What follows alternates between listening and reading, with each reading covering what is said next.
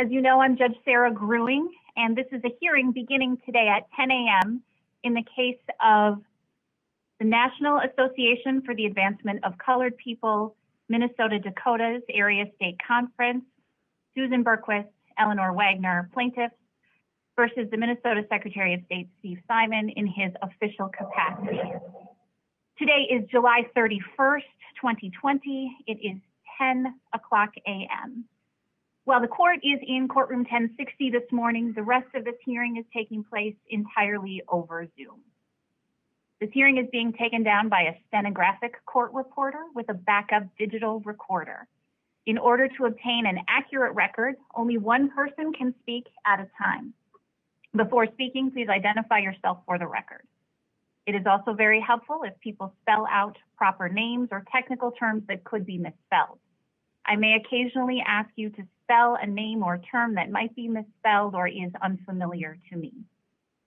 Please make sure you are in a quiet place from which to participate so that you can be clearly heard and background noise won't interfere with the proceedings.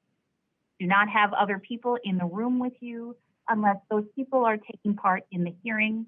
Please eliminate as much background noise as possible and silence any potential distractions. Following notice of appearances, I am going to ask that only the parties who are speaking have their video working in order to have a clarity of record. When you are speaking, please make sure your statements are clear and audible. This hearing will be conducted in the same manner as an in-person hearing and is governed by the rules of procedure applicable to district court cases. This includes our rules prohibiting any party from recording the proceedings. The only recording permitted is the official record created by the court reporter. Any party may request that a transcript of this hearing be made. There will be a charge for this transcript, and I believe Ms. McCardle has placed in the chat her contact information if you wish to order a transcript. I'll also note that the court granted one recording by a member of the media. Mr. Webster and Minnesota Reformer are permitted to record this proceeding as well. As you can imagine, the same rules regarding courtroom demeanor apply. A remote technology appearance is to be treated in the same way as any other court appearance. The lack of in-person visual cues can make it difficult for me to know if a party wants to address the court or if the parties understand what's going on. For this reason, I will verbally direct who speak.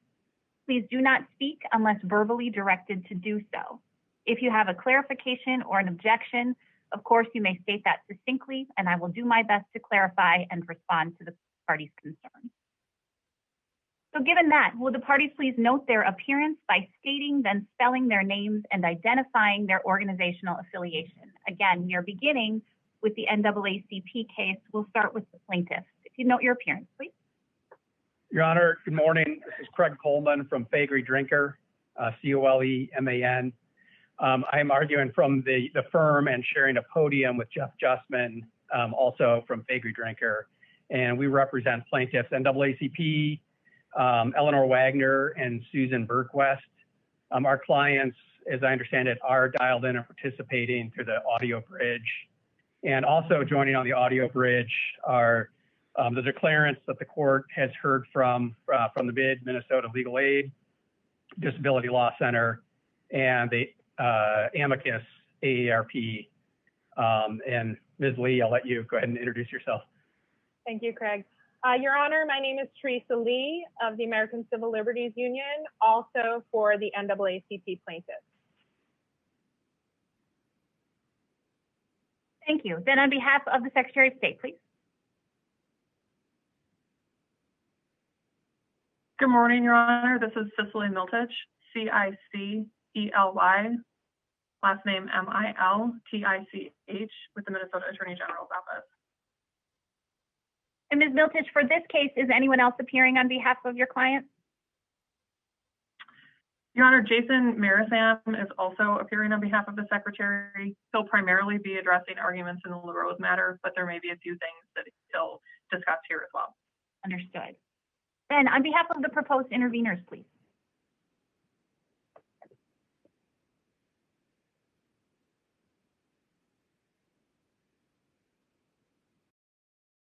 Good morning, Your Honor. This is John Gore of Jones Day on behalf of the proposed interveners.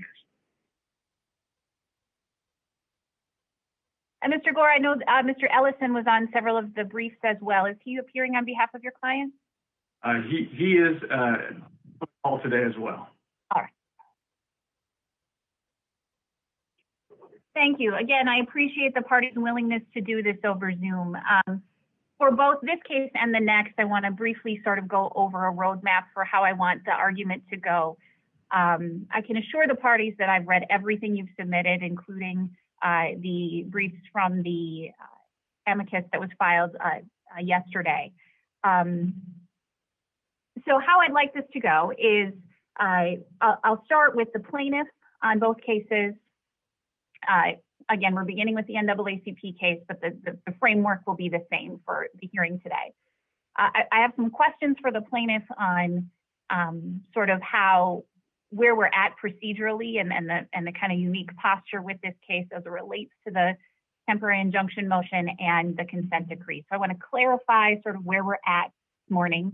Then I will hear from the proposed interveners on their motion to intervene, followed by the response from the plaintiff on the motion to intervene, then the defendant on the motion to intervene. Following that, as I said, the proposed interveners will be allowed provisionally to participate in the discussion on the adoption of the consent decree, the general election consent decree. And on that, I'll begin with the plaintiff, respond with the defendants, then move to the proposed interveners. And I'll be very candid with the parties. I have a very full docket this afternoon, and so I'm mindful of the time that we've allotted for this. And part of the reason that the proposed intervener would go last is that their arguments are substantially very similar in both cases. And so in the event we have to cut one short, that would be the one I would cut short, simply because hopefully we've had a full and fair argument as to their position on intervention in the previous case. Does anybody have any questions about proceeding in that way? Your Honor, I think that makes sense. We do have a procedural issue that relates to Your Honor's last comment, in that, as the court will appreciate, the NAACP case and the LaRose cases are not consolidated. Right. Yet the motions present many overlapping issues. So we have consulted with counsel for the LaRose plaintiffs, and we collectively realized that repetition of argument does not serve judicial economy. So we would, particularly given that the parties and the interveners are present for both hearings. So we want to avoid having the counsel feeling like they have to make an argument just to have it in the record.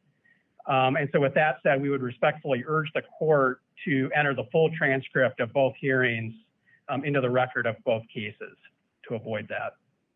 Certainly, I can certainly do that, unless there's a concern from the proposed interveners on that front. Mr. Gore, any concerns?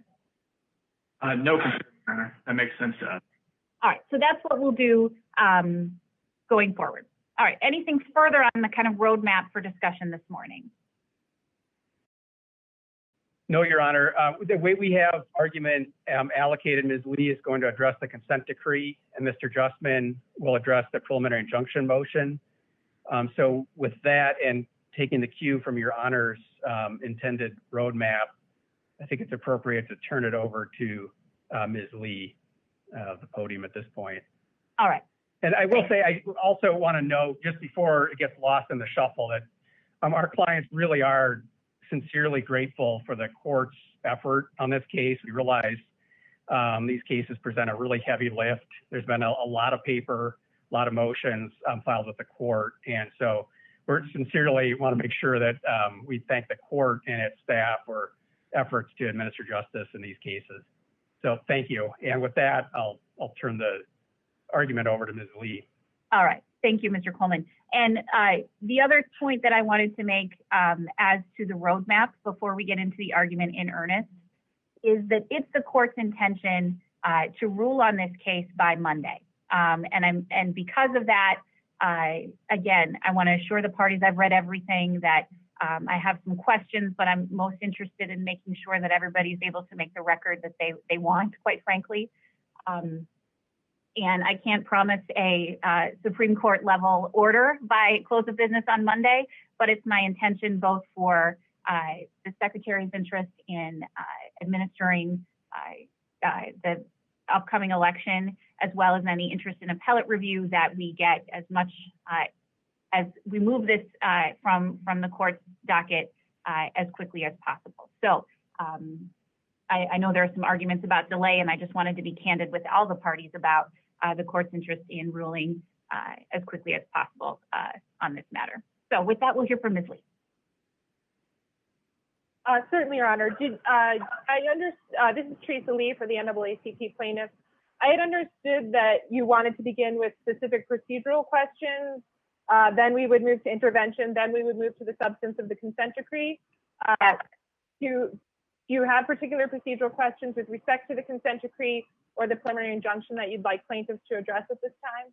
So, Ms. Lee, just sort of in the interest of clarity, I need to understand what, as it relates to the November election, what is still outstanding from the plaintiff's perspective as it relates to the temporary injunction? Does the consent decree address all of your clients' concerns as it relates to the November election?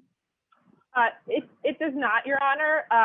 The consent decree between the NAACP plaintiffs and the Secretary speaks only to the plaintiff's two claims regarding the witness requirement and doesn't speak at all to the claims regarding provision of absentee ballots. So with the entry of the consent decree, should this court enter it, sort of half, so to speak, of the NAACP plaintiff's preliminary injunction is still before this court for review and decision. Understood. And Ms. Lee, you sort of got some insight into the court's thinking about how we would address at least half of this quite quickly. Do you wish to make any record as to that kind of game plan for the court, or are you asking me to make a decision on the underlying questions as to absentee ballots today as well? We appreciate the court's efforts to address this quickly. If the court feels that by Monday you could enter the consent decree, but still needed further time on the remaining claims in our preliminary injunction, we certainly would understand that, but do note that there is sort of time concerns there as well, as it gets to the matter of printing and getting the absentee ballots out. Understood. All right, so then let's start with the motion to intervene. Thank you, Ms. Lee, I appreciate that. So then let's move to the motion to intervene, and I'd like to hear from Mr. Gore, please. Thank you, Your Honor. The Republican committees first want to thank the court for allowing us to participate in today's hearing and thank the court for its timely movement on this case. We express our sincere appreciation as well. The court should grant the Republican committee's intervention of right because all four requirements of Rule 24.01 are satisfied. And in the alternative, the court should grant permissive intervention because the requirements of Rule 24.02 are also satisfied.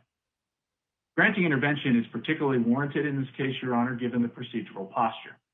The Republican committees seek to uphold and defend the laws that have been challenged by the plaintiffs in this case. And as we just heard, the Secretary has decided not to defend at least one of those laws, which is the witness requirement, and has entered into a proposed consent decree with the plaintiffs with respect to that requirement. Now, as we've shown the court, that proposed consent decree contradicts the weight of authority from courts across the country that have upheld witness requirements even during the COVID-19 pandemic. This is exactly the same scenario that the federal court faced in the League of Women Voters versus Simon case. And in that case, the federal court granted intervention to the Republican committees. It's also analogous to the situation in the DSCC versus Simon case. And that's a case where plaintiffs challenged two Minnesota election administration rules, and the Republican committees intervened. And just this past Tuesday, Judge Gilligan granted intervention of right to the Republican committees in that particular case. And here as well, the court should grant intervention of right because the Republican committees have satisfied all the requirements. First, our motion was timely. We noticed our intervention just 2.5 weeks after the plaintiffs filed their complaint. The plaintiffs and the defendant waited the 30 days provided by the rule before noticing their objection. We filed our motion to intervene the next day. and there's been no dispute that our attempt to intervene has been timely. Second, the Republican committees have an interest in the subject of this litigation, which is the challenge ballot integrity provisions. The Republican committees are regulated by those laws and seek to uphold them on behalf of their voters and candidates. The Republican committee's general purpose is to support its candidates and its voters, to educate voters, to train and assist voters. The Republican committees have expended significant resources on elections in Minnesota in past years and are continuing to do so this year. We have a substantial and particularized interest in upholding free and fair elections in Minnesota and the current competitive electoral environment. And those interests on their own are sufficient to warrant intervention, and they also happen to be the mirror image interest of what the NAACP has claimed in support of its argument for standing. And Mr. Gore, before we move on to that, from that point, I really want to make sure I understand counsel's mirror image argument, because, and I think as Mr. Coleman said, that's where you give away the game or something like that. And I really want to make sure I understand that before we move on, because if the NAACP is a nonpartisan organization devoted to the enfranchisement of voters, particularly of Black and Brown people, you're not suggesting that your clients are the opposite of that, correct? I mean, to paraphrase The Princess Bride, I'm not sure that word means what you think it means. Are you truly saying you're the mirror opposite of the NAACP? Not in the way that you've just laid it out, Your Honor. Absolutely not. Okay. What we're saying is the NAACP has said, and I'll say that the mirror image phrase comes from existing case law, mostly from federal courts, that use that phrase to describe the scenario that we're talking about, which is the NAACP has said that it has standing in this case because it supports voters, as you've just laid out, and supports its preferred candidates.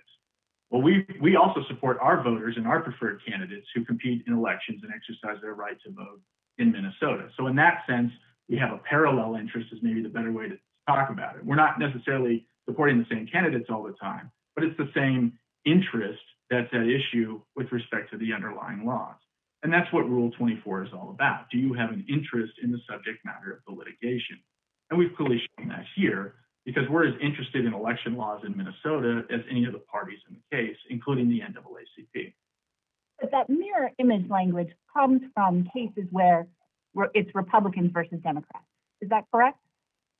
It does come from those cases, but I don't think it would necessarily be limited to those cases, because I don't think it's a partisan issue. And even if you were to step back and take the mirror image piece out of the analysis, our interests still are sufficient to support intervention in this case, because we have an interest in upholding the laws under which we're regulated and under which our voters exercise their right to vote and our candidates participate in elections. So it's kind of a nice bonus for us that it's a mirror image, for lack of a better term, but it doesn't have to be. It's certainly sufficient that we have an interest in the subject of the litigation, which is the challenged laws themselves. And look no further than both what the federal court did in the League of Women Voters case and what Judge Gilligan did just this past week in DSCC versus Simon, and recognizing that that interest was sufficient toward intervention as a right under the Minnesota rule in the DSCC case.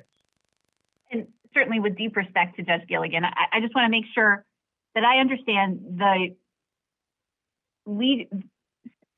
so your clients want to participate in this litigation because of their right to what? Because we represent voters who have a right to vote under these rules and in a free and fair and competitive electoral environment.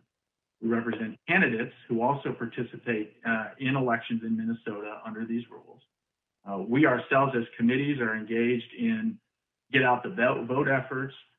We do voter assistance. We do voter mobilization, all the things that are common among political parties and other actors in elections. And so we have an interest in the competitive environment in which all of that occurs and in the laws that regulate that activity. And is your representation of voters narrowly tailored? How is that different than the public at large? So it's different in a couple of different ways. First of all, we've actually come forward in this case. We've come forward in this case, and the plaintiffs and the defendants say that if the court grants us intervention, that there'll be some prognostication, there'll be some parade of parties that will come into this case. Right. And that's not true for a couple of reasons. First of all, no other parties have come forward. Second, any party that did come forward would have to satisfy the requirements for intervention and satisfy Rule 24 all on their own. First, they'd have to show that they're timely, which they may not be able to do at this point. Moreover, once our intervention is granted, all of the potential interests in this case are represented adequately. We would be representing the interests of voters, candidates, and other political actors who want to see these laws upheld. The plaintiffs would be representing voters and candidates and others who want to see the laws set aside, and the defendant will be representing the state's interests. That covers the universe and covers the waterfront of potential interests in this case. And so it's difficult to imagine what other interests somebody could come forward with that wouldn't already be adequately represented once our intervention is granted.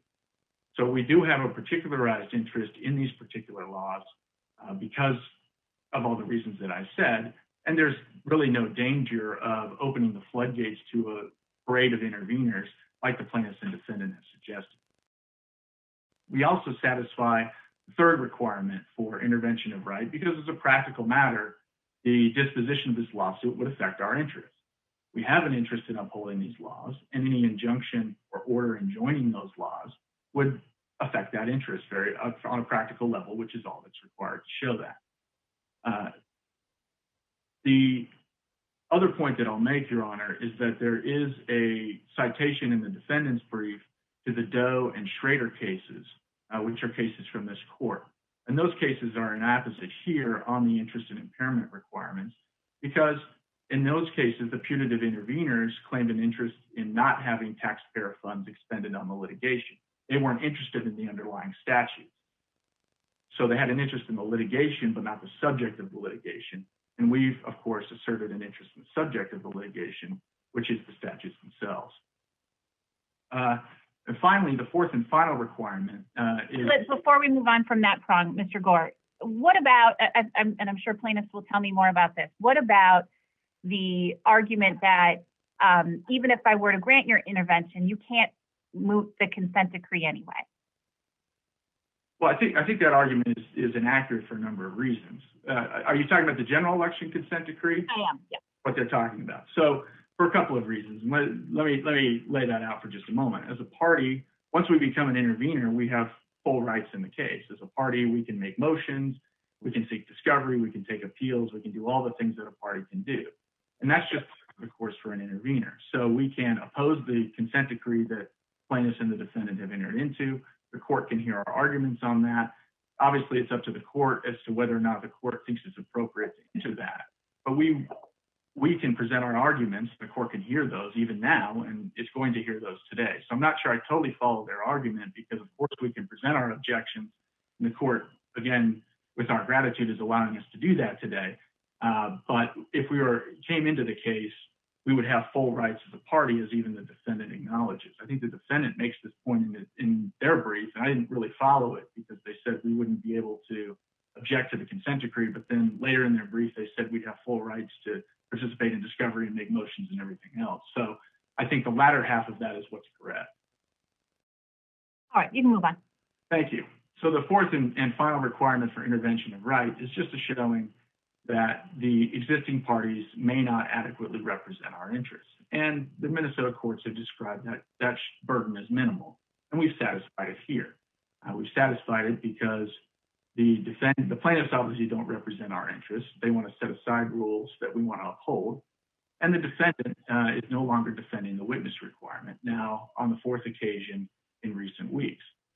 And Judge Gilligan held this week that entering into a consent decree on one of the challenge provisions was enough to prove inadequacy of representation in the DFCC versus Simon case.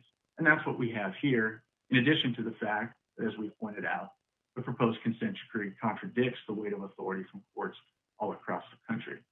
Moreover, can we talk about that weight of authority for a second? Because I took a look at the 5 cases that you cited. And with the exception of Judge Toster, which I want to make sure to hear from counsel on, as well as actually the case from Virginia, the Virginia League of Women Voters, where Judge Moon is sort of in the same procedural posture that the court is. But the other cases that counsel cited, Merrill, Democratic National Committee out of the 7th Circuit, Miller out of the 8th Circuit, Clark out of Louisiana, and Nielsen from Florida, they're not in the same procedural posture I am right now, correct? Wrestling with whether or not to adopt a consent decree?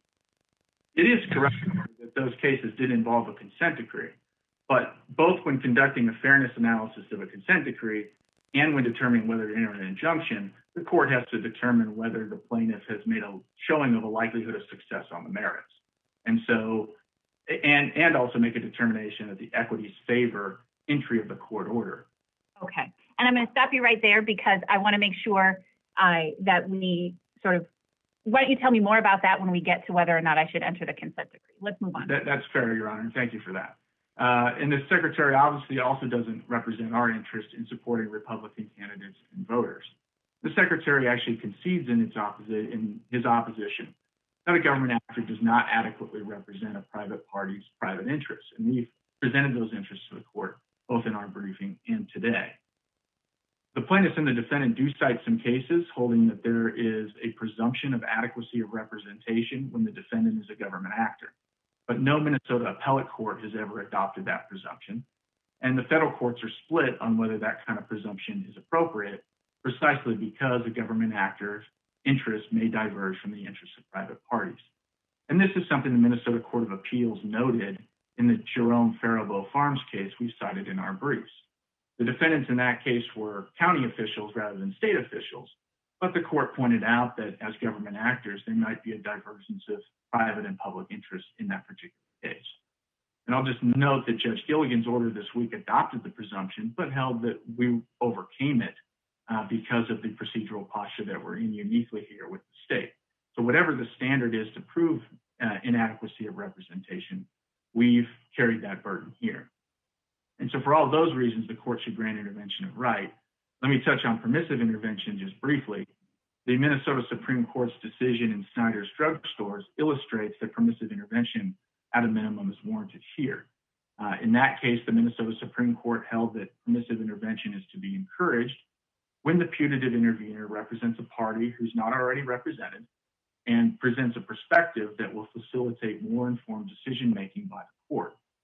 And in fact, in that case, the Minnesota Supreme Court went so far as to reverse a denial of permissive intervention. That was a case about advertising of pharmaceutical pricing by pharmacies. And the court held that the party to that case, who were pharmacies, didn't represent adequately the interests of the putative intervener, who were consumer groups. So we meet that standard here. We want to facilitate the best informed decision-making by the court. We've filed our motion in a timely fashion. We share a defense in common with the main action, and our participation won't cause any delay or prejudice to the parties for all the reasons that we've stated in our brief. So we ask the court to grant our motion to intervene. All right, thank you, Mr. Glore. Then I'll hear from the plaintiffs, please. Thank you, Your Honor, Mr. Coleman for the plaintiffs. And my argument will focus primarily on lack of interest and also the prejudice entailed in intervention by the Trump campaign.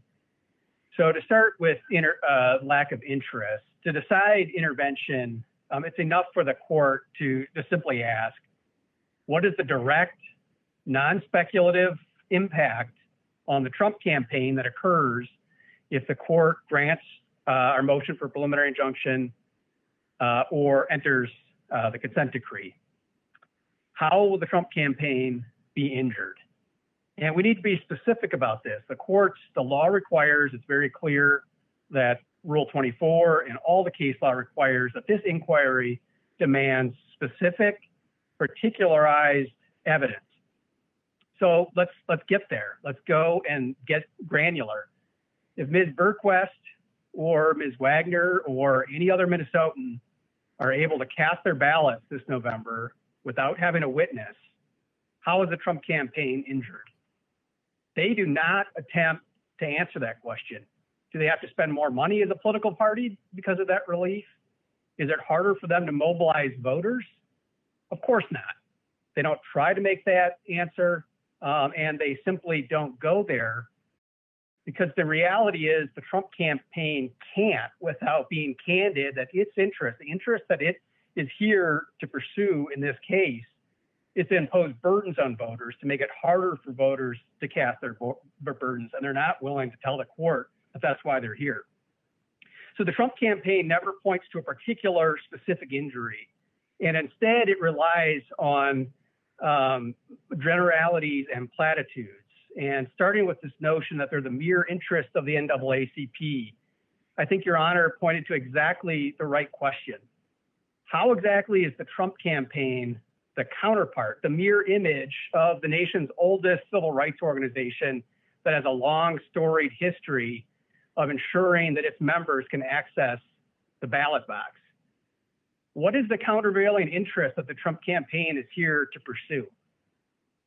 And I will just leave that question posed as a rhetorical question unanswered. They haven't answered it. So beyond the mere image notion, we have this platitude of the Trump campaign is interested in a quote unquote competitive environment. And honestly, Your Honor, I don't even really know what that means. It's my understanding that our political parties compete to win the hearts and minds of voters. That's how they compete. They compete in the marketplace of ideas by offering policies, candidates, ideas to win votes. So how does allowing Ms. Berquist or Ms. Wagner to cast their ballot or receive a ballot in the mail without a ballot application, how does that undermine their ability to compete for votes? It doesn't, Your Honor. And what the Trump campaign can't bring itself to say is that what it really wants to do is to avoid competing for votes. It wants to avoid competition by making it harder to cast ballots. And Mr. Coleman, sorry, Mr. Coleman, before we move on from that, so this question of protection of a competitive environment, doesn't the Republican Party and the Trump campaign have an interest in protecting the competitive environment because they're listed on the ballot? In cases that involve how the ballot is constructed or the order of candidates, that kind of thing, that the courts have found that is the kind of the kind of specific particular injury that makes sense for them to allow intervention. Campaign finance laws, if they can draw a connection between a particular regulation and how it affects their interests, courts let them in. But here, this is very different, Your Honor. What they're claiming an interest in is the mechanics of how our clients are able to cast ballots. And they're not able to explain why it's in their interest to make it harder for our clients to vote. They haven't done that. And what I'd further like to note is that, both in their briefing and in their argument and in response to Your Honor's question, there is no effort to respond to the long list of cases addressing both standing and intervention in which courts say that interveners have to show injury. They simply don't respond to that. I refer, Your Honor, just as a couple of examples, Hollingsworth versus Perry, I think, is instructive. That case involved the California ballot proposition initiative. And the interveners there had worked hard to get a proposition on the ballot regarding same-sex marriage. They were heavily invested in the process of adopting it, had invested time and energy and money and resources in adoption of the ballot proposition. They showed up in court in response to a constitutional challenge to the proposition, claiming an interest in defending it. And the Supreme Court clearly held that they do not have an interest, a generalized interest in upholding the law. And so the courts regularly have rejected the very kind of interest, the generalized interest in defending the law or upholding the law that the Trump campaign claims as its interest here.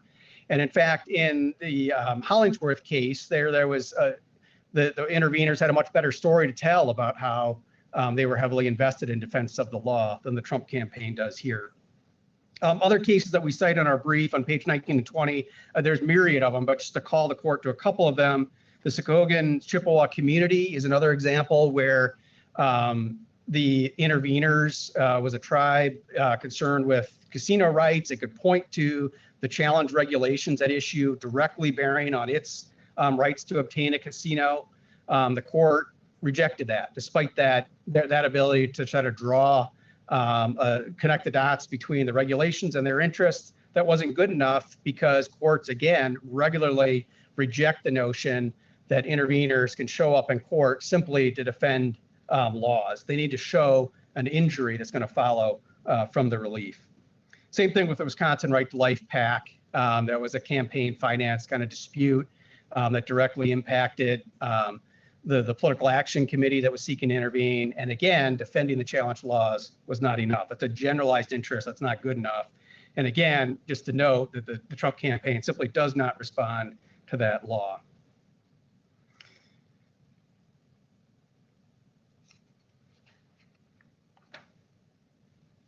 So moving to prejudice, I just want to note for the record, and I think we share concerns. I mean, to make it clear, we're not waiving arguments on it, but we understand the defendant will address adequacy of interest.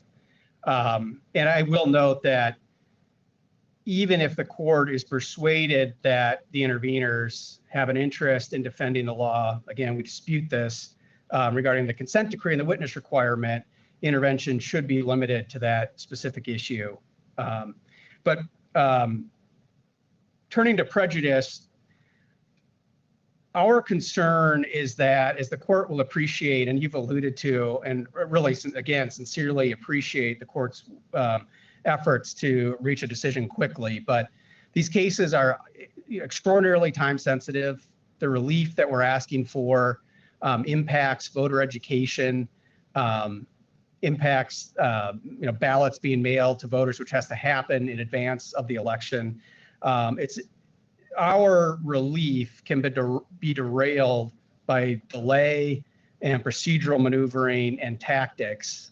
And the Trump campaign has made it clear that it will do anything that it can within or outside the rules to delay our effort to obtain relief on behalf of our clients. So parties, there's a reason why courts require a particular injury and interest of interveners.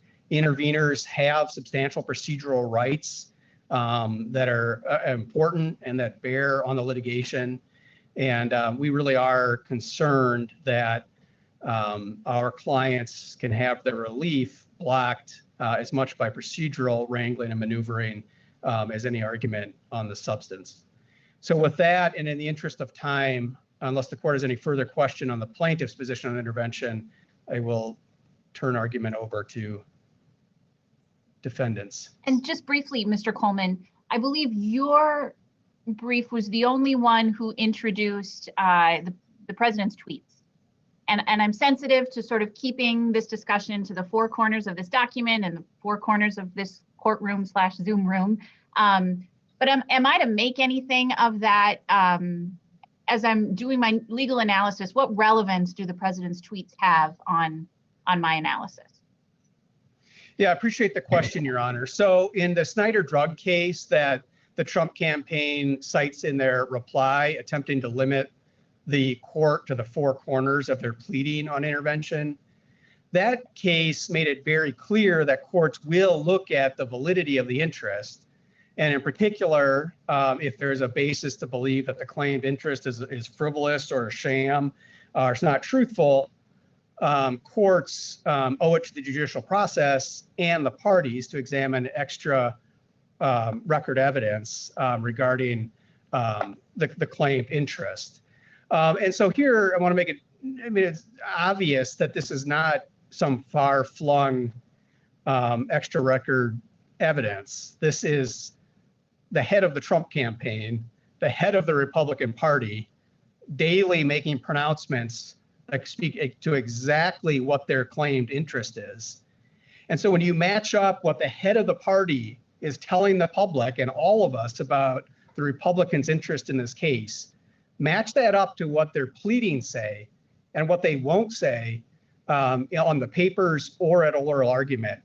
And there's I would say, just a significant gulf between what they're willing to own up to as their actual interest and what our president is pronouncing daily in public as their real interest. All right, thank you. Thank you, Your Honor. All right, let's hear from the defendant, please. Ms. Mitlich. Good morning, Your Honor. In the interest of time and to not repeat, I will address the adequacy of representation with respect to mandatory intervention. I appreciate the large volume of paper that's in front of the court, and I think our other arguments on intervention are thoroughly laid out there. And we would also adopt Mr. Coleman's comments with respect to the lack of an interest necessary for intervention as of right and the prejudice that warrants denial of permissive intervention. So proposed interveners here don't dispute that in order to intervene as a matter of right, they must be able to show that their asserted interests are not being adequately protected by one of the existing parties. Proposed interveners don't satisfy that standard here, I think, for at least two reasons. The first is this presumption of adequate representation by state actors that was discussed by Mr. Gore. Numerous courts have expressly adopted this presumption in favor of adequate representation when defendant is a state actor. And indeed, in the DCCC order that Mr. Gore referenced from Judge Gilligan on Tuesday, he also recognized the persuasive value of that presumption. That presumption makes sense here because state actors don't have the same kind of self-interests that often characterize or motivate private party lawsuits. And it's not a statement that a state actor is always going to be an adequate representative and that there will never be intervention in a state case. It simply means that you start with your thumb on the scale in terms of finding adequate representation. The proposed interveners point to a number of cases in support of their argument that that presumption shouldn't apply because state actors can't represent private interests. As the Secretary sets forth in his brief at pages 10 and 11, though, those cases are readily distinguishable here because the proposed interveners' asserted interest in maintaining fair elections that are fraud-free is identical to the interest of the general public and also the Secretary's interest in enforcing election laws and administering elections. But counsel, can we, before we move on from that point, if the interest of the Secretary of State is to promote free and fair elections, he took an oath to do that, why not, based on the confidence in the righteousness of his position, why not stipulate to a minimum permissive intervention to allow for the Republican parties to sort of come to the table? Why, I understand the plaintiff's concerns about intervention, but why does your client have a concern about allowing people who represent a segment of Minnesotans, why the concern about them participating? Your Honor, I think with respect to, well, first of all, for intervention, I think the Secretary's position would certainly be that if Your Honor is inclined to grant it, permissive would be the only appropriate course, not intervention as of right. All right. But I think this goes back to the slippery slope argument that Mr. Gore addressed. And he might be correct that in this case, the Republican parties are the only ones who could seek intervention because further applications would be untimely. The Secretary's concern is about the future cases, that every time a voting statute is challenged or an election regulation is challenged, finding that intervention is appropriate simply because there's an interest in voting or candidates would mean that we open the door to every political party can come and intervene. Any voters have standing to come in and intervene.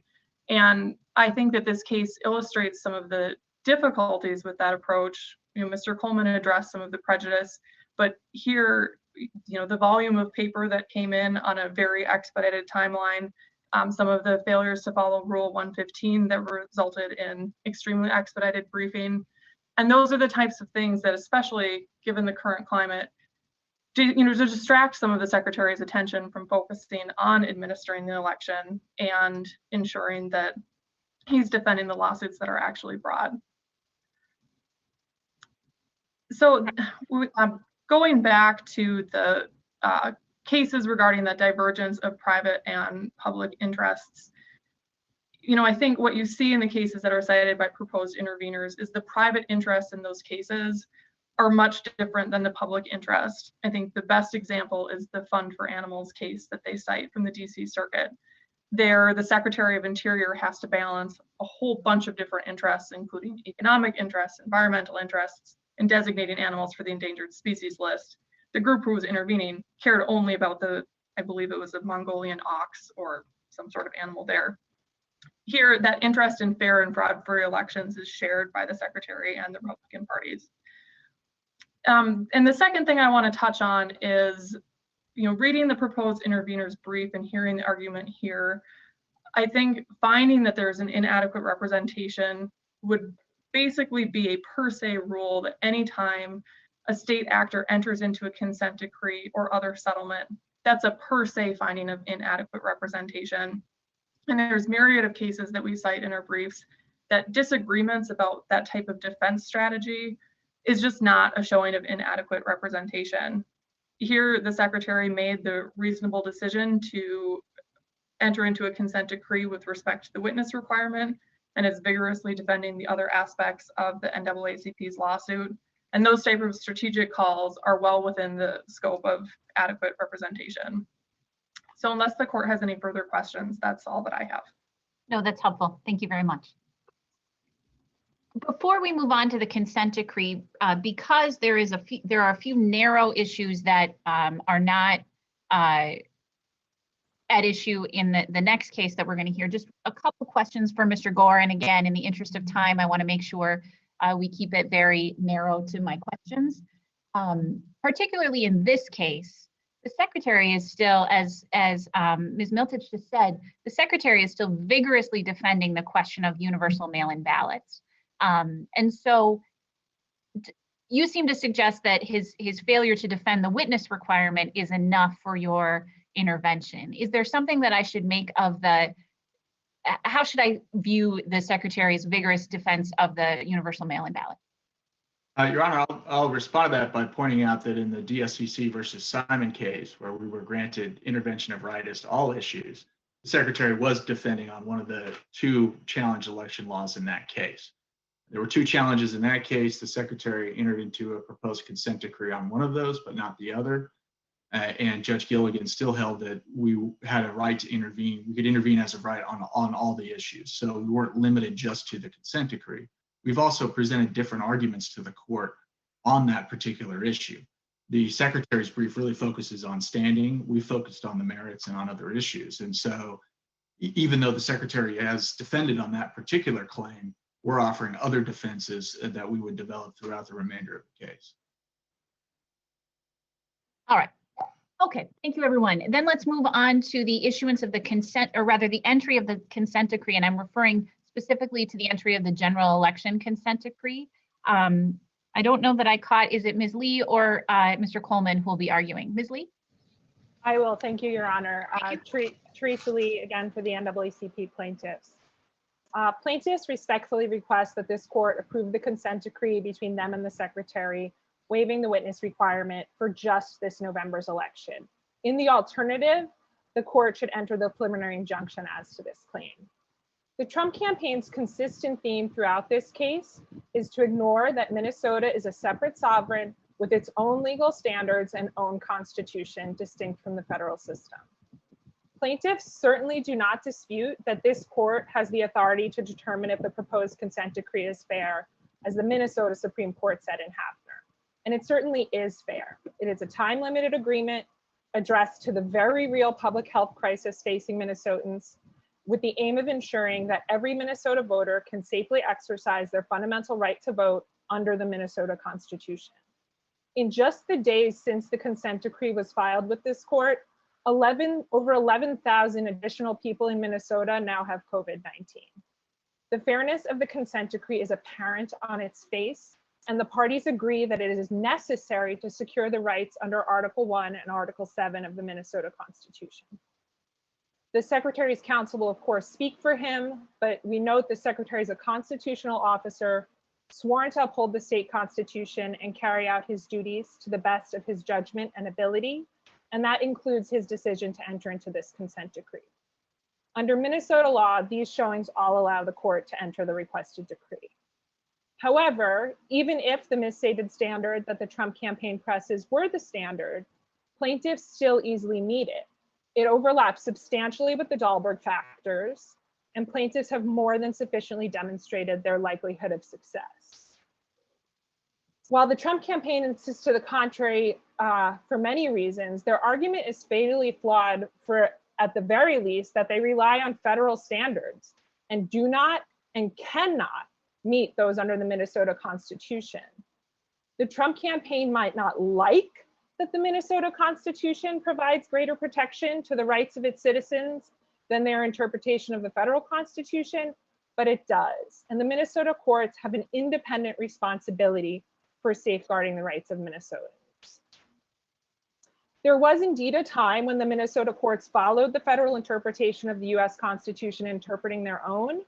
But as the federal courts began to narrow the protections found under that Constitution, the Minnesota courts expressly refused to follow them down that path. In Kahn, the Minnesota Supreme Court said it's axiomatic that we can and will interpret our state constitution to afford greater protections of rights. In Kahn itself, there was no need for divergence in that particular case, as there the court recognized that, quote, the same strict scrutiny would be applied as would under the federal Constitution, recognizing that when considering severe burdens, the test on the right to vote amounts to the same thing as the exacting scrutiny of the Anderson-Burdick framework.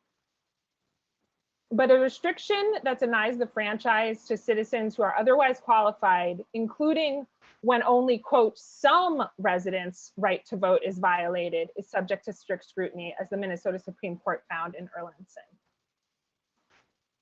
Here, the Trump campaign would have this court apply something that amounts to less than rational basis review.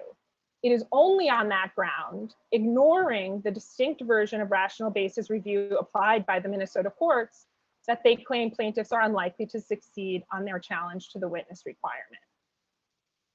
And Ms. Lee, before we move on, I can speculate as to the answer to your question, but what am I to make of Miller, the case that out of the 8th Circuit and the Arkansas situation where the court essentially said the district court got that burden wrong, or rather got that level of scrutiny wrong? Sure. Well, Miller, Your Honor, is about initiative petition signatures. Okay. There, the court said that wet ink signatures of the actual individual signing the petition would still need to be required. That's the matter that was at issue.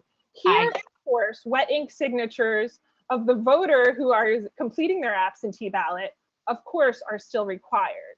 So it just is sort of demonstrably distinguishable from any question that's here before this court. And notably, even at a lower burden, if the court even found it was a minimal burden, the Minnesota courts still apply a different standard than the federal courts to assess such burdens. Under rational basis, under the lowest possible level of review in Minnesota when considering any burdens on constitutional rights, requires an actual, stated, substantiated government interest. And to make that showing under the Minnesota Constitution, there must be, with an evidentiary underpinning, a demonstration that the purpose argued in court was the actual purpose by the legislature at the time of enactment, and that in the legislature, the purpose actually had sufficient evidentiary support to be valid. The Minnesota Supreme Court has specifically rejected hypothesizing interests, relying on assumptions or anecdotal evidence, or post hoc justifications made during a litigation. And post hoc justifications and generalized platitudes is all the Trump campaign offers this court. They do not take the essential first step required under Minnesota law of showing that the legislature adopted the witness requirement to prevent fraud and that it actually achieves that purpose in this pandemic.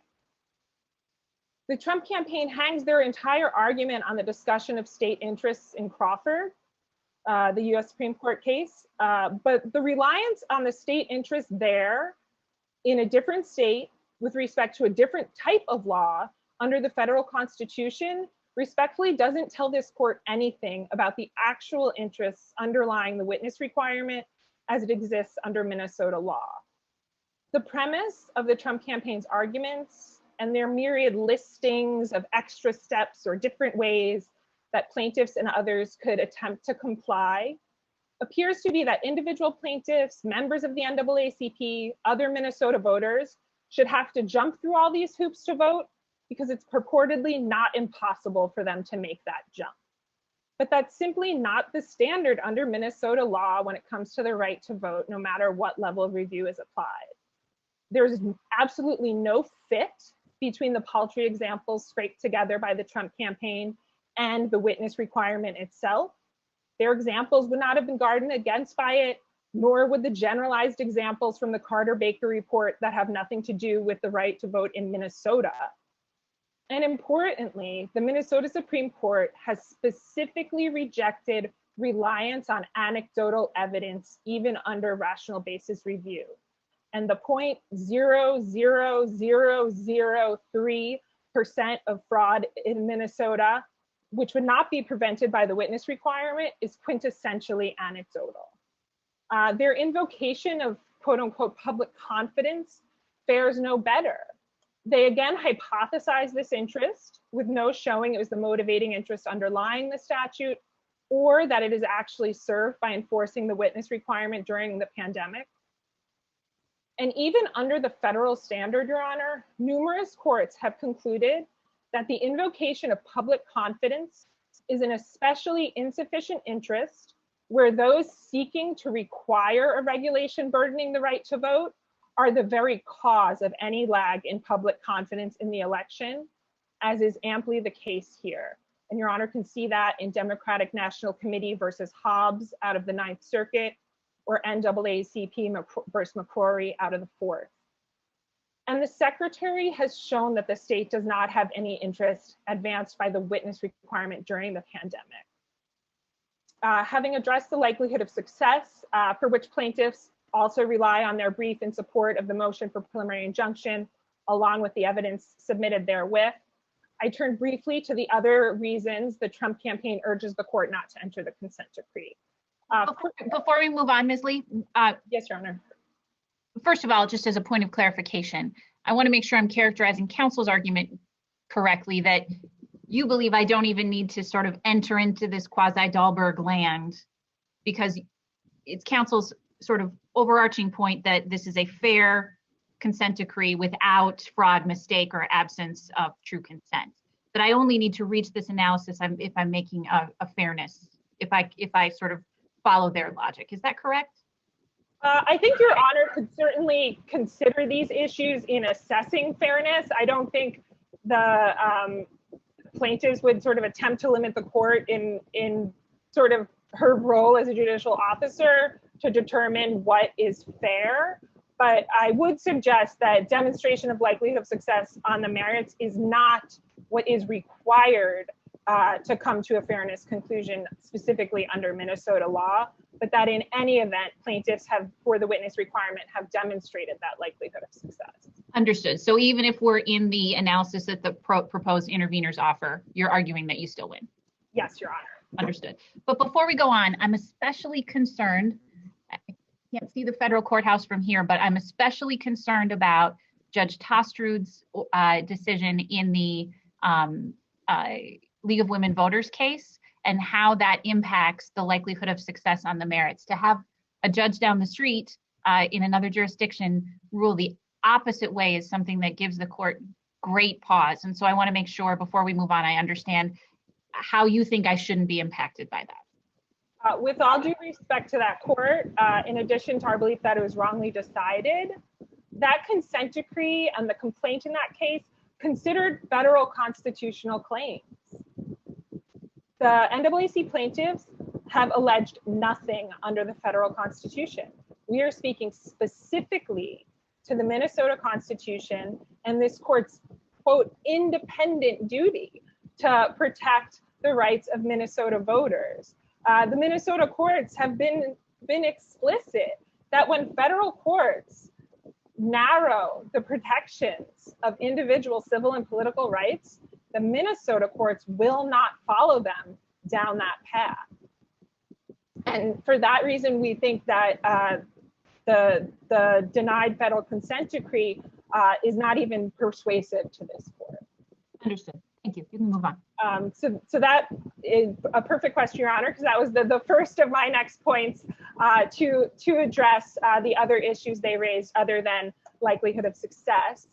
In their next move, they try to brush off the cases that are factually most similar to the plaintiff's witness requirement claim. The League of Women Voters in Virginia, as you flagged, and also on the substance, the preliminary injunction entered in Thomas v. Andino in South Carolina.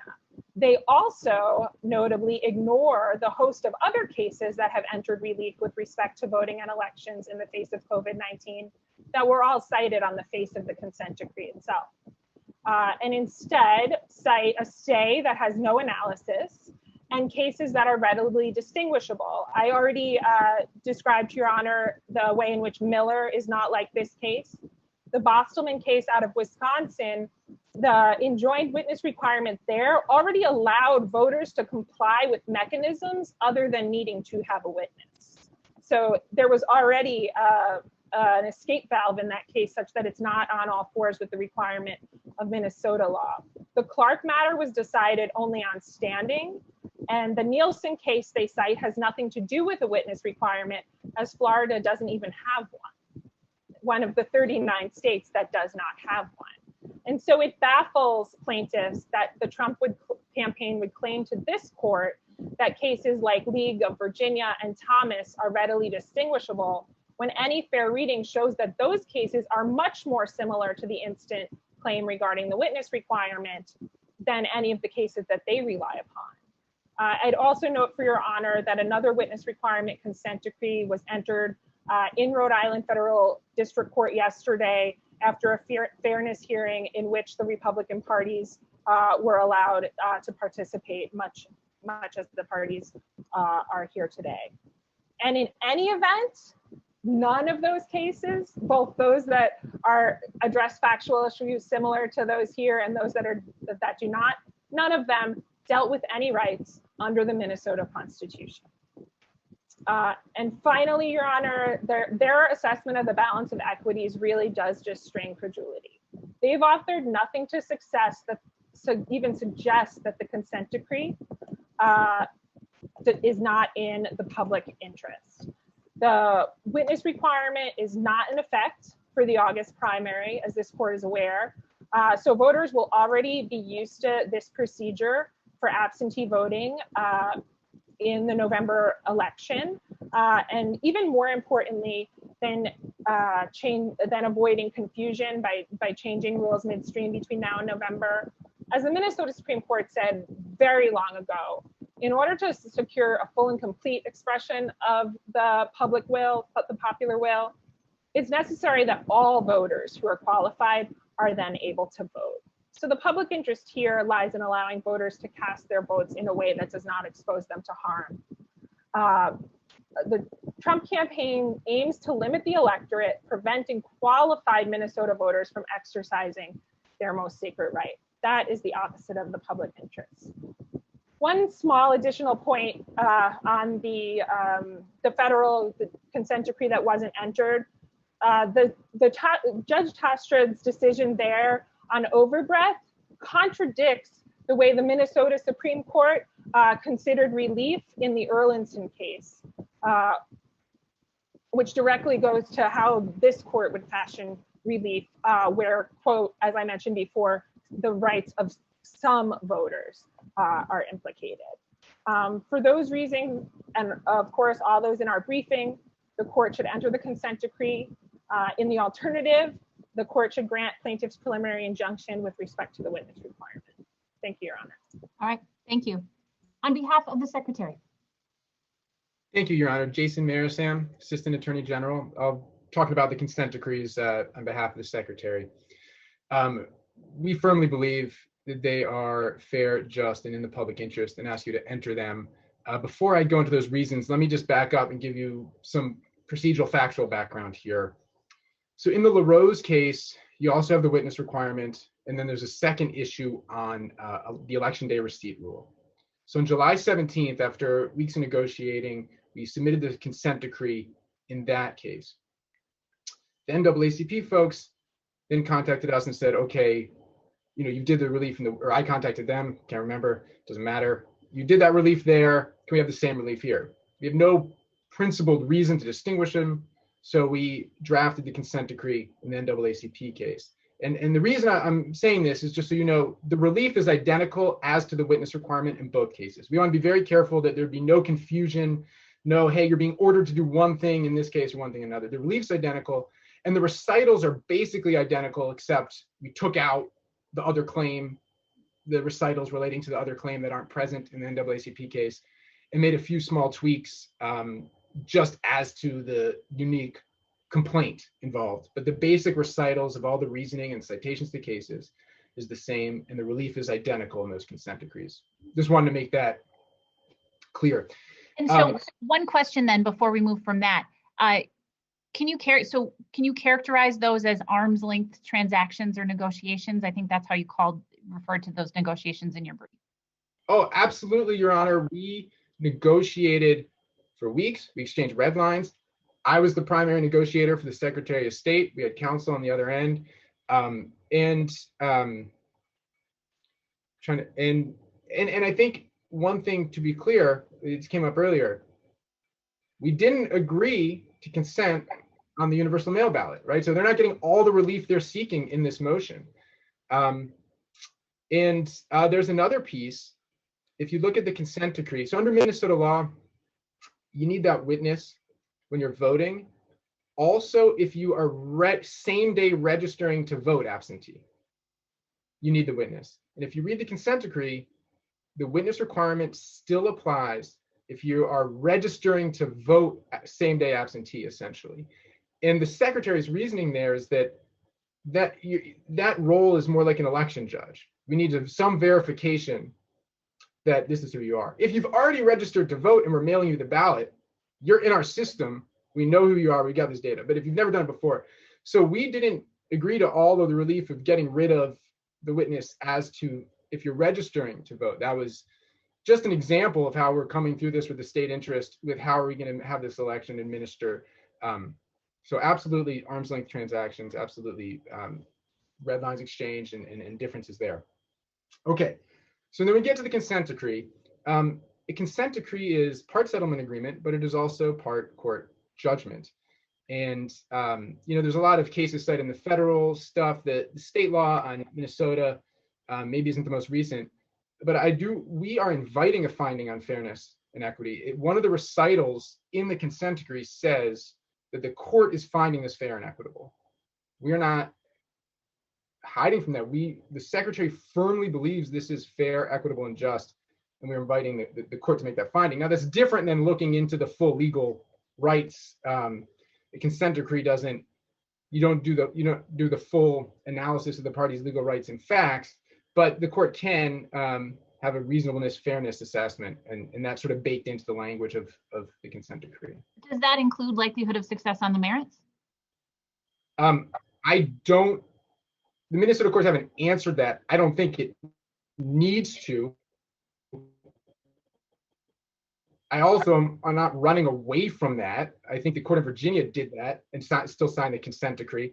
And I think there's enough there for us to feel like, look what happened in Virginia, look what happened in South Carolina. The whole witness requirements were, in Virginia was consent decree, in South Carolina was injunction. And looking at those cases, the Secretary of State was in a position to feel like they've got validity to their claims. All right, thank you. You can proceed. Sure, okay, so now the Minnesota Constitution charges the Secretary of State with upholding the Constitution and, in his best judgment as the chief election officer of the state, implementing the election laws. So the consent decree on this issue represents the Secretary's best judgment about how to resolve this claim that the witness requirement is unconstitutional as it is applied during these pandemic conditions. And the relief in the consent decree is crafted based on his office's expertise on how to administer elections. So now we come to the witness requirement. Minnesota is one of, I think, 11 states. I think the other case is 12 states that has a witness requirement.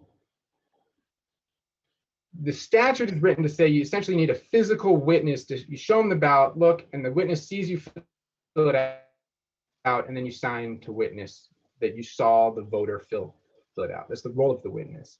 So unquestionably, now in this time of the pandemic, many voters would need to violate social physical distancing guidelines to find a witness.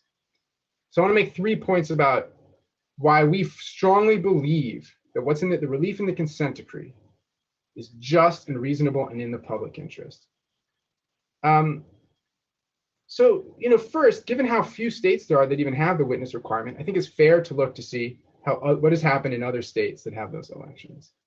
So we know that Virginia suspended the witness requirement for an election they had through the consent decree. In South Carolina, it happened through an injunction. In Rhode Island, it initially happened through an executive order. I'm now hearing it looks like there was a court judgment there too, eventually. So you got those 3 states. Now, the interveners say, but there was litigation in Alabama and Louisiana, and the result there was that the witness requirement is still in place. But that doesn't get to the reasonableness of the secretary's decision in his best judgment as the chief election officer to say, look, well, there are only 11 states that have witness requirements, and not all of them have even held an election yet during this pandemic. So I'm looking and I'm seeing Virginia's getting rid of it. South Carolina's getting rid of it. Rhode Island. Yes, it's still on the books in Alabama and Louisiana. It's perfectly reasonable for the secretary in that position to say, which position, the states are going different ways. Excuse me, I'm hitting my computer and moving my camera there. Yeah, I got a little animated. My arms were swinging. Sorry, Your Honor. So it's perfectly reasonable, I think, for the secretary to say, we're following Virginia, South Carolina, and Rhode Island, and not Alabama and Louisiana. So that's point 1. Second, Your Honor, under Minnesota law, there is no requirement for a witness if you are an overseas or military voter. It's Minnesota statutes 203B.21. It's not allowed under federal law. But the point is, why not? What's the reason that we say we have this witness requirement, but not if you're overseas? And the rationale is that if you're a Minnesota voter living halfway around the world, the burden of finding another registered Minnesota voter to witness your ballot is too great. So baked into the law is the idea that as the burden of the witness requirement goes up, Minnesota law gets rid of the witness requirement. Unquestionably, the burden of having a witness in the time of COVID has gone up. It is reasonable then to say, okay, just for this election, we're not conceding it on the face. We're saying, as applied in this election, the burden's too great, we're getting rid of it. So that's point 2. And lastly, point 3, I want to talk about the federal case where Judge Tostrud down the street, as you say, declined to sign the consent decree. And plaintiffs make the point that there is a distinction over federal constitutional law and Minnesota constitutional law. I want to make a broader point. Judge Tostrud's reasoning for declining to sign it was that the relief was too broad, that it applied to all voters, not just those who are elderly or immunocompromised or at statistically high risk of fatality if they got COVID. That reasoning, with all due respect to Judge Tostrud, is based on a narrow view of what this public health crisis is all about. It's this view that, yeah, this is a big deal if you're old or have other issues. But for everyone else, it's business as usual and we don't need to change anything. We firmly reject that view of what this pandemic is about. We don't believe that anyone, even if you're young and healthy, should be in the position where they have to break social physical distancing guidelines in order to exercise the right to vote. We don't think anyone should have to do that. So we craft relief where if you don't want to, you don't have to. We're not going to ask, are you old? Are you statistically, might die? Are you super worried or just a little worried about COVID? It just doesn't. This is a once in a century pandemic that is changing everything. And it affects everybody. And we just reject this idea, this view that it should be viewed narrowly as to just old people. That's all we care about. That's all who's at risk. We are here on Zoom, everybody, doing this hearing because of this once in a century pandemic. So that is really how I respond there. And then I'll conclude on that piece of the witness requirement at the risk of bringing up President Trump's Twitter feed one too many times. Just yesterday, the president had a tweet where he suggested postponing the November election to ensure that voters can vote safely. Now, I bring that up because it shows that the president believes there are legitimate concerns about voter safety in this pandemic. Now, we might disagree about what the reasonable relief is in response to those concerns, but I think we're all agreeing there are legitimate concerns about voter safety. And the point here is that for this consent decree, it is the secretary's judgment as a chief constitutional officer that the reasonable approach is to get rid of this witness requirement, which only 11 states have anyway, which a class of voters in Minnesota are already exempt from under normal times, in which several other states that have this witness requirement have gotten rid of it in the time of this pandemic already. So with that, Your Honor, we ask you to sign the consent decree as a fair, just resolution to the claim that the witness requirement is unconstitutional during this once-in-a-century pandemic. Thank you. All right. Thank you, Mr. Marison. Mr. Gore. Thank you, Your Honor. I'd just like to respond to a few points that have been raised by plaintiffs and defendants counsel. The first is this notion that the Minnesota Supreme Court has adopted some standard that's different than the standard that the federal courts apply under the federal Constitution, and that the United States Supreme Court applied in Crawford when analyzing unconstitutional burden claims. There's been a representation to the court that the Minnesota Supreme Court in Kahn adopted a different standard. That's simply incorrect. The Minnesota Supreme Court in Kahn adopted the Anderson-Burdick standard from the United States Supreme Court case law. It did leave open the question of whether it might adopt a different standard in the future, but it never has, in fact, adopted a different standard. So the claims that are brought in this case are analyzed under exactly the same standard as the federal court analyzed the claims in the League of Women Voters case. So the legal standard is the same. The evidence in the two cases is also substantially the same. What we have in this case is a declaration from Dr. Reingold about voting in public polling places. Now, Dr. Reingold says it's possible that individuals at polling places could contract coronavirus, but he doesn't discuss any of the myriad safeguards that Minnesota is putting in place for the November general election, and we've laid those out in our brief. Those include the 46 days of early voting, they include curbside voting, they include all the measures that the legislature has appropriated funds to undertake. They include implementation of the CDC's own guidance as to polling place social distancing and hygiene. The plaintiffs and the defendant don't mention any of that, but that shows that there's an option available to Minnesota voters to vote in person and to do so safely. Dr. Reingold doesn't dispute any of that because he doesn't dispute or even discuss the safeguards that Minnesota is putting in place, and he doesn't make a prediction as to what's going to happen in the general election. The plaintiffs have also put in declarations from two witnesses who claim concerns about complying with the witness requirement. One of those is Ms. Wagner. Ms. Wagner says, in fact, that she will comply with the witness requirement. She'll wear a mask and ask her witness also to wear a mask and meet that person outdoors so that she can comply with the witness requirement. Ms. Bergquist is the other witness. Ms. Bergquist expresses concerns that she would be unable to vote because of the witness requirement, but she is operating on the mistaken premise that complying with the witness requirement would require violating social distancing. And as we pointed out in our brief, that's not the case. Witnesses can comply and voters can comply with this requirement through windows and doors, through Zoom, like we're doing here today, through e-notaries, and through a myriad of other options that witnesses have or voters have to comply with those witness requirements. It's not a requirement to violate social distancing. Mr. Gore, since you brought up Ms. Bergquist and Ms. Wagner, so Ms. Wagner is 78 years old and has pancreatic cancer. You're suggesting that she needs to get a Zoom account to exercise her right to vote? Well, I will say, Your Honor, she already has a Zoom account because she says in her declaration she attends church services by Zoom. So presumably one. And she's also said that she already plans to comply with the witness requirement in her declaration as well. So Ms. Wagner is obviously very sympathetic, but I think that she's able to comply with the requirement that Minnesota law currently plays. And then there are some declarations in You know what, Mr. Gore, I'm sorry. Can you repeat yourself? I lost you just for a second there. Can you repeat probably your last two sentences? Certainly. I think I pointed out that Ms. Wagner already testified that she has Zoom, and she's testified that she's going to comply with the witness requirement independent of Zoom. She said she's going to wear a mask and have a witness wear a mask, and she'll comply with the requirement that way.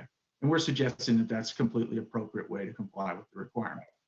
So those witnesses are able to comply with the requirement. There are also declarations in the record from officers of the NAACP and other institutions about the alleged effect of the witness requirement on unnamed members of their organizations. But there's not enough detail there to know whether or not those particular individuals who are alluded to can or cannot comply with the witness requirement. The reason I'm walking through that, Your Honor, is that that's substantially similar to the evidence in the League of Women Voters case, where the federal court denied the proposed consent decree, and also the Alabama case, where the U.S. Supreme Court just granted a stay of an injunction against Alabama's requirement for actually 2 witnesses in that state. In the League of Women Voters case, Dr. Reingold was the expert declarant. It was the same declaration that he's put in this case. In the League of Women Voters case, they also had a declaration from a witness who claimed to be unable to vote or concerned about being able to vote in compliance with the witness requirement. And they had a declaration from a representative of the League of Women Voters of Minnesota who talked about the effect on members of that organization. We have substantially similar bodies of evidence under the same legal standard, and the federal court declined to enter the proposed consent decree. And I hear, Mr. Gore, that the question of burdens and you're arguing that those are the same legal standard. But is the entrance of a consent decree the same legal standard that I should be looking at that Judge Toster reviewed? Yes, we believe it is, Your Honor. And there have been some cases cited by the plaintiffs and the defendant mentioning consent decrees under Minnesota law. And they say, well, a consent decree is just a contract or an agreement between the parties, and more or less that the court is supposed to rubber stamp it. We think those cases are inapposite for 2 reasons. First of all of those cases involve private consent decrees and private remedies that didn't have any effect on non-parties or the public more generally. They resolve things like automobile accidents or property disputes. None of those involve a remedy that would invalidate a statute on a statewide basis and affect the general public or non-parties who were not before the court. So we think the better analogy is to a class action settlement where courts do consider the fairness, reasonableness, adequacy of a particular remedy, even settlement. And that's true under Minnesota law, just as it is under federal law. And so we think the court does need to analyze all of that, including the likelihood of success on the merits, because what we're talking about here is invalidating a statute that the legislature enacted. This is a significant judicial act to declare that a statute will not be enforced even for just one election. The other thing that I'll mention is that the plaintiffs and the defendant haven't told the court how many voters they think are actually affected by this. And what I mean by that, how many voters would not be able to comply with the witness requirement. They don't have any expert evidence in the record, and they have just a couple of voters, both of whom seem to be able to comply. I will note for the court that publicly available data, which is in the LaRose case and forms part of the basis for the expert declaration in that case, is that it's about 1% every election. So of absentee voters in Minnesota, it's around 1% whose votes are not counted because of non-compliance with the witness requirement, which means that about 99% are able to comply.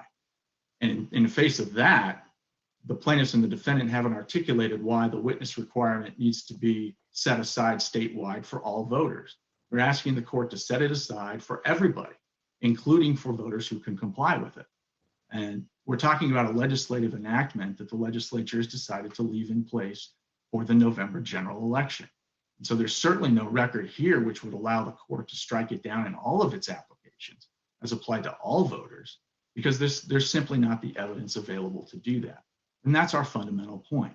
There's some speculation, there's some innuendo about COVID-19, but at the end of the day, there's not evidence of what the effect of the pandemic will be or how many voters will be affected or what the magnitude of the burden actually is.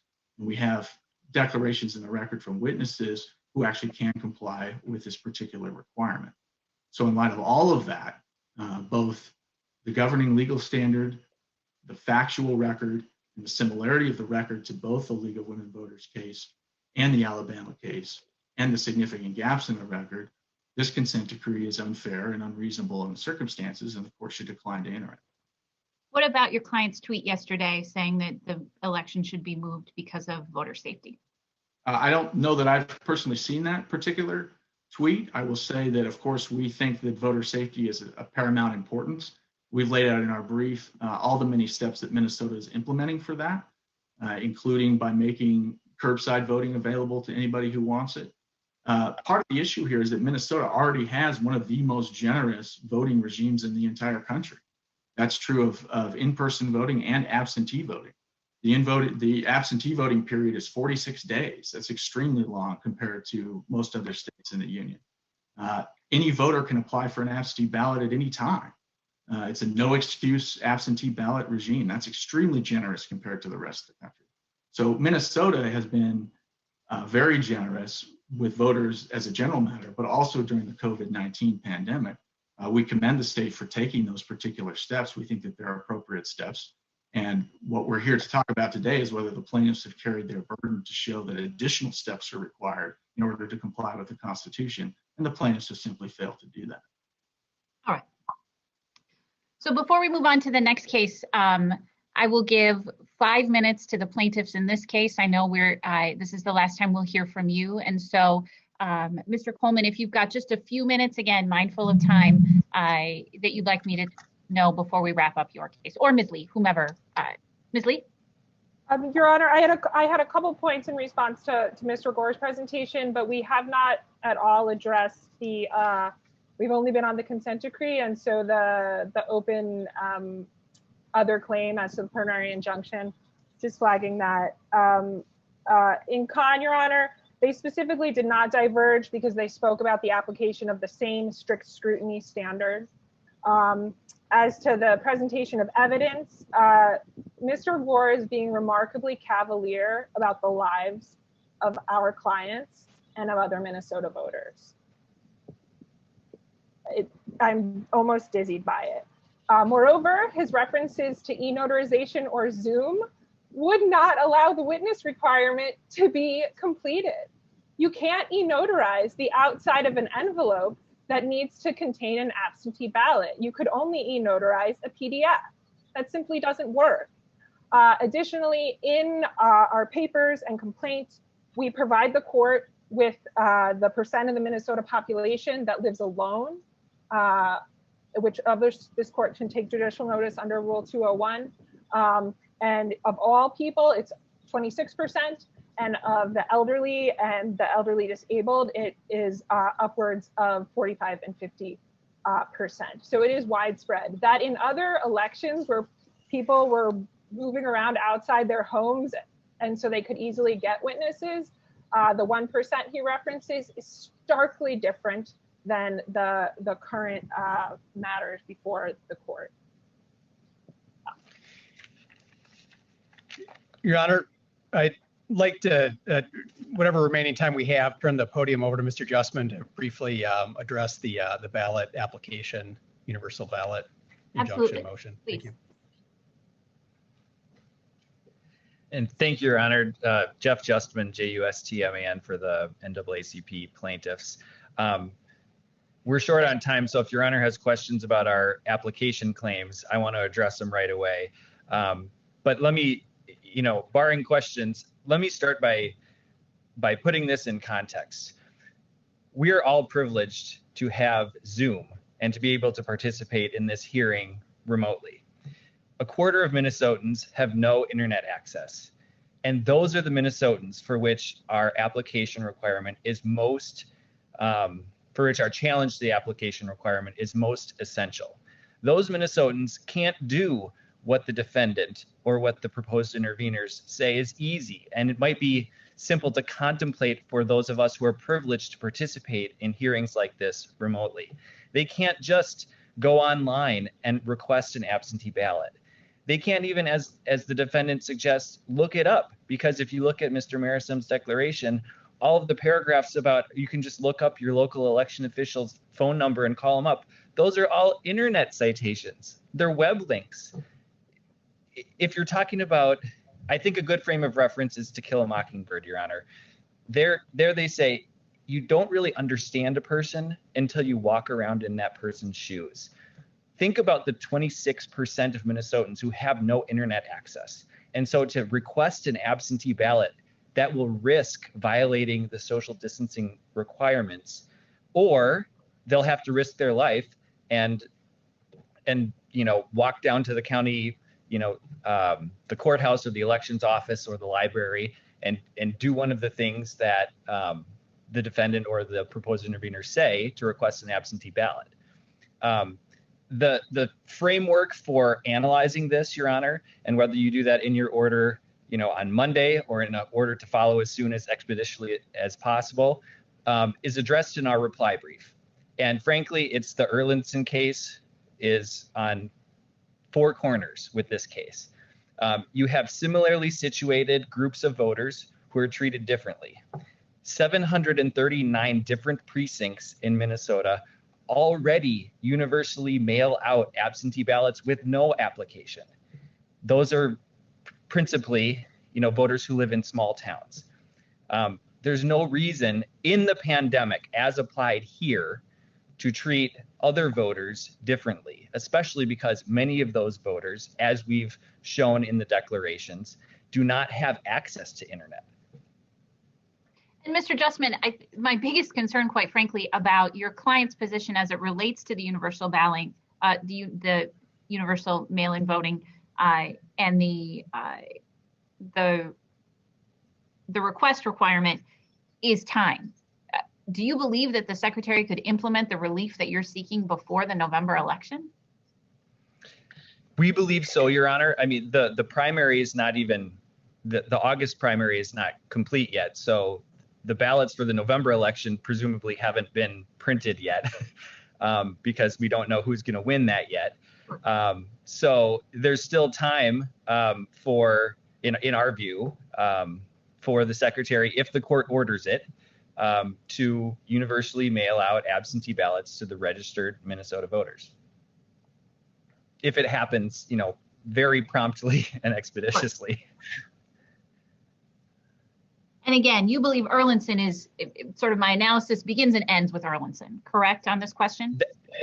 That's all you need to do. There are other academic exercises you could get into about whether strict scrutiny applies, and we've briefed that in our papers, but I'll just say, even under the lowest standard of review, the Minnesota heightened version of strict scrutiny that Ms. Lee, the Minnesota heightened version of rational basis review that Ms. Lee explained earlier, you need an actual interest. It can't be speculative or post hoc made up, and you need evidence to support it.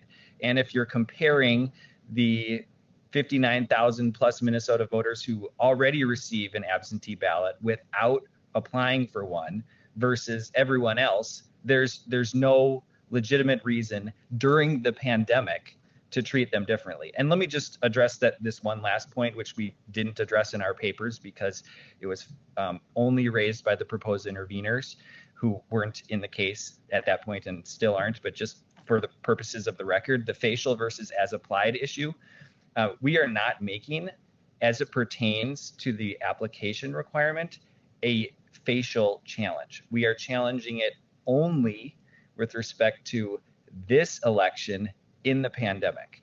So all of the proposed interveners' discussions about the standard for ordering something unconstitutional as a matter of, facial challenges, that's just not applicable. And we're happy if the court wants us to submit a pocket brief or, a short additional brief on that. I don't think it's necessary, but that's our position on that, Your Honor. That's helpful, and certainly the court's order will reflect if I need additional information on that question. Thank you. All right, so with that, I, again, very mindful of the time, and with the assurances that I have reviewed everything submitted to the court, I am going to move on to the LaRose case. Unless there's anything further, Ms. Lee or from Mr. Coleman on behalf of the plaintiffs in NAACP. Ms. Lee? No, Your Honor, thank you very much for your time. All right. And Mr. Coleman, I assume nothing further, or Mr. Justman, anything further? Speaking on behalf of Mr. Coleman, who's to my right, there's nothing else on behalf of the plaintiffs. Outstanding. Thank you, gentlemen.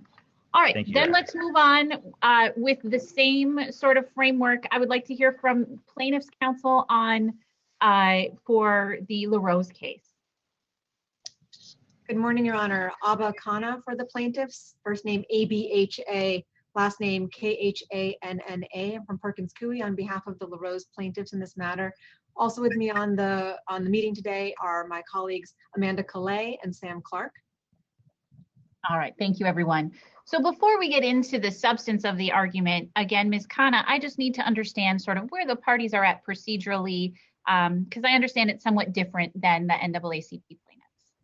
Yes, Your Honor. The proposed, the stipulated consent decree in our case would resolve both of the issues that we raise and would resolve all of the issues with respect to the November election. So it doesn't actually grant us all the relief that we sought in our preliminary injunction motion, but it does resolve all the issues that are raised in our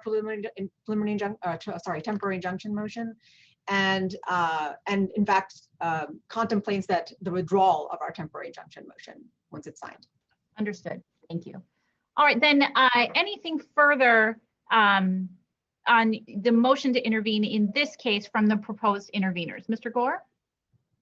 Thank you, Your Honor. I just want to address 3 points quickly, and I incorporate all the arguments we've made in our briefs and obviously earlier today in the NAACP case. The first is that the plaintiffs in particular in this case contend that our application to intervene is untimely.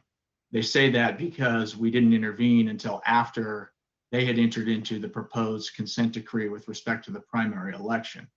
But of course, that was the first public indication that the Secretary was not going to defend these particular laws.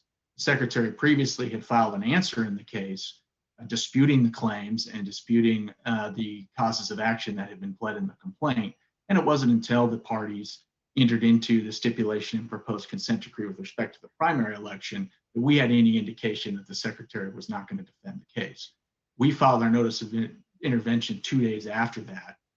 The parties took 29 days before objecting on a Friday evening. We then filed our motion to intervene on Sunday night. So we've been timely on that record, and I think that the counter argument that we haven't been is faulty.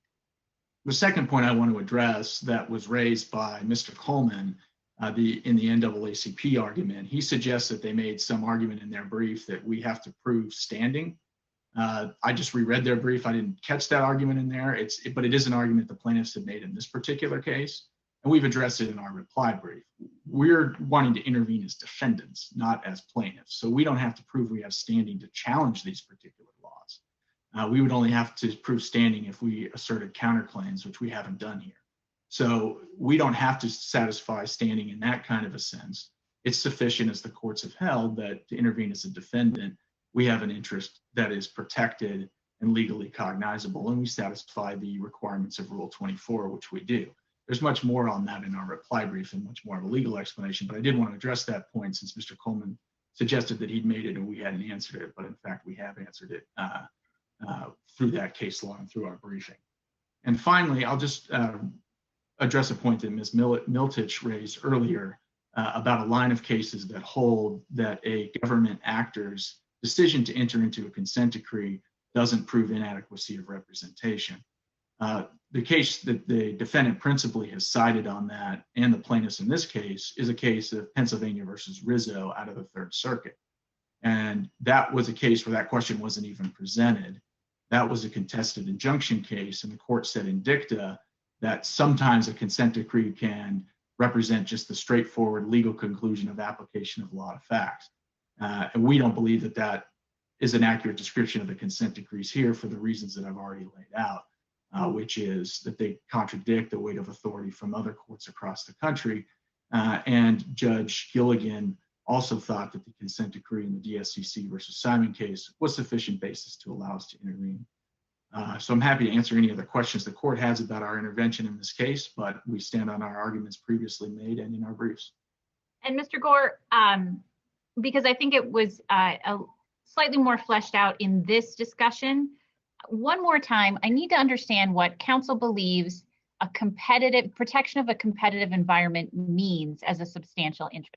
And I've read Shay's, if you could answer without quoting my friend and mentor, Tom Gilligan, I would appreciate it, because I want to make sure I'm relying on precedential cases. Certainly. So I'll quote both Shay's and the plaintiff's brief, which quotes Shay's back to the court and says that the illegal structuring of a competitive environment creates a legally cognizable interest. They recognize that in their brief. And that's exactly what we're saying. We're in competition to win elections. We're in competition to win votes. We're in competition to get our candidates elected. There are rules of the game that regulate that environment and how that competition is conducted. Therefore, we have an interest in those rules, and we have an interest in upholding rules that have been validly enacted by the state legislature. And that's the interest that we're claiming here. Because we are actors within that competitive environment, we have an interest in upholding those laws and those rules as they pertain to us. But how does, for example, I could understand the argument under Shay's if you said, look, Judge, this is going to impact, my client's direct mail budget, right? Or this is going to impact how we manage our GOTV, get out the vote operations, right? And so how does, allowing Ms. Maples or Ms. Sansom to not have a witness, how does that impact your competitive environment? I think not the right level of analysis to focus on the individual voter. I think you have to focus on the rules statewide. And what that for is to get rid of the witness requirement for everybody. And as I pointed out before, that's broad and sweeping relief. Same with the election day receipt deadline. They want to get rid of it for everybody. And it doesn't take a lot of imagination to understand the effect that might have in terms of votes that are cast and the outcomes of particular elections and races in Minnesota this year. Moreover, it's sufficient for the court to look at our pleadings and decide intervention on that basis. We've cited cases to the court about that. We're not required to put forward evidence, for example, in support of our intervention. It's sufficient that our pleadings have made this and identified this particular interest. And we're talking about statewide rules of general applicability that all of a sudden would be taken away. All right, thank you. I think that clears up my questions on the Rule 24 issue for the proposed interveners. So at this point, I will hear, do the plaintiffs have a response in this case? Ms. Khanna. Your Honor, my colleague, Ms. Calais, is going to address the intervention motion specifically. Certainly, Ms. Calais. Good morning, Your Honor. Amanda Calais, and that is C-A-L-L-A-I-S, on behalf of the plaintiffs. And I just note we would adopt the arguments that Mr. Coleman has already made in the NAACP case, and also that the state has also made, and I will try not to repeat any of those, but there are a couple of points that I just wanted to touch on to make sure that we were clear on them as they apply to the LaRose case specifically. And the first of those is the untimeliness of the proposed interveners' intervention in this case. The proposed interveners agree that the timeliness of a case is determined on a case-by-case basis. It is specific to the circumstances of that case. Here, we have challenged two election laws relating to absentee voting, the witness requirement and the election day receipt deadline. We challenged them, seeking injunctions in advance of the August primary and the November election. There are rules relating to absentee requirements that require that actions be taken well in advance of election day, and our suit was filed in May. There is simply no question that given the relief we have sought in enjoining these two laws, that this case needed to move expediently in order to ensure that the voters of Minnesota and our plaintiffs in particular could receive the relief that they needed in advance of the election. The Republicans have indicated in their brief that they were aware of the suit. They've noted that the Secretary of State had filed an answer on June 4th. So it's clear that they were watching it.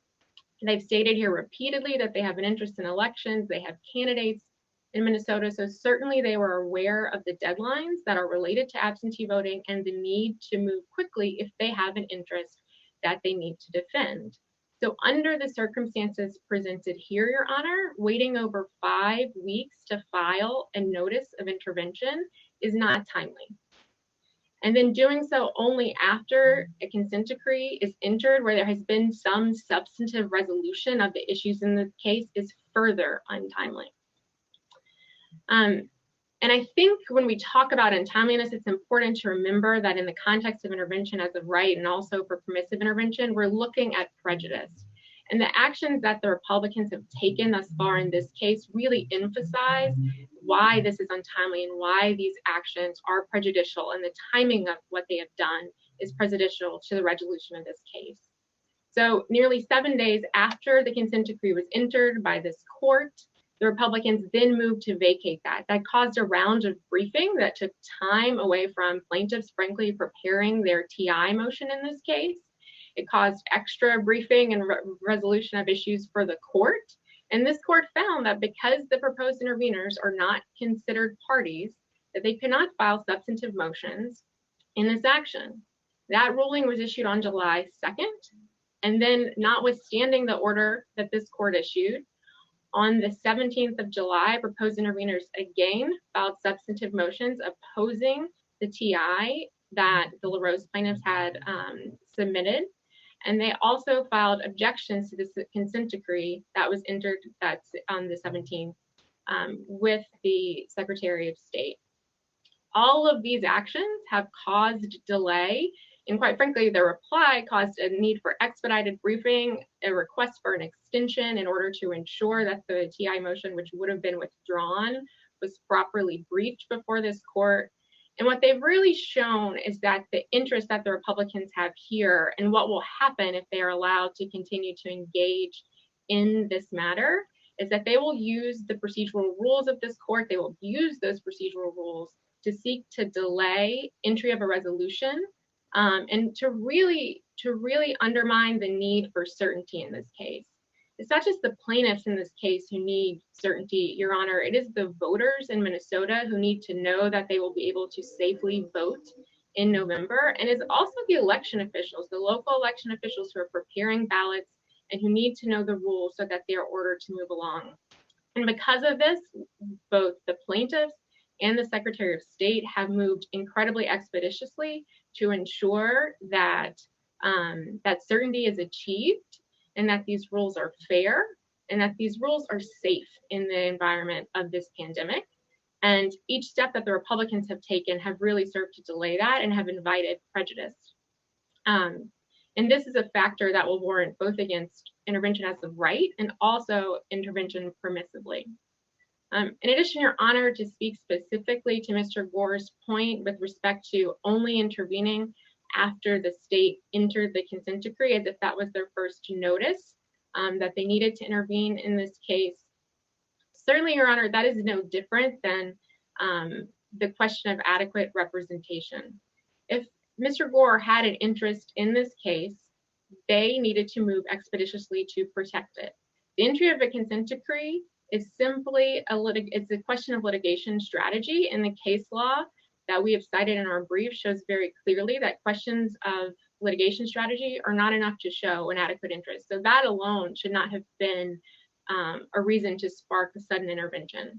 The interest that was purportedly present when this case was filed should have been the determining factor in their movement here, particularly given the expedited timeline of this case.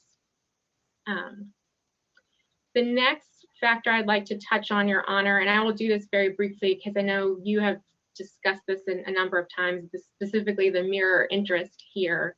I just want to point out that the interest that the Minnesota Alliance for Retired Americans has in this case, which the Republicans have said is their mirror interest.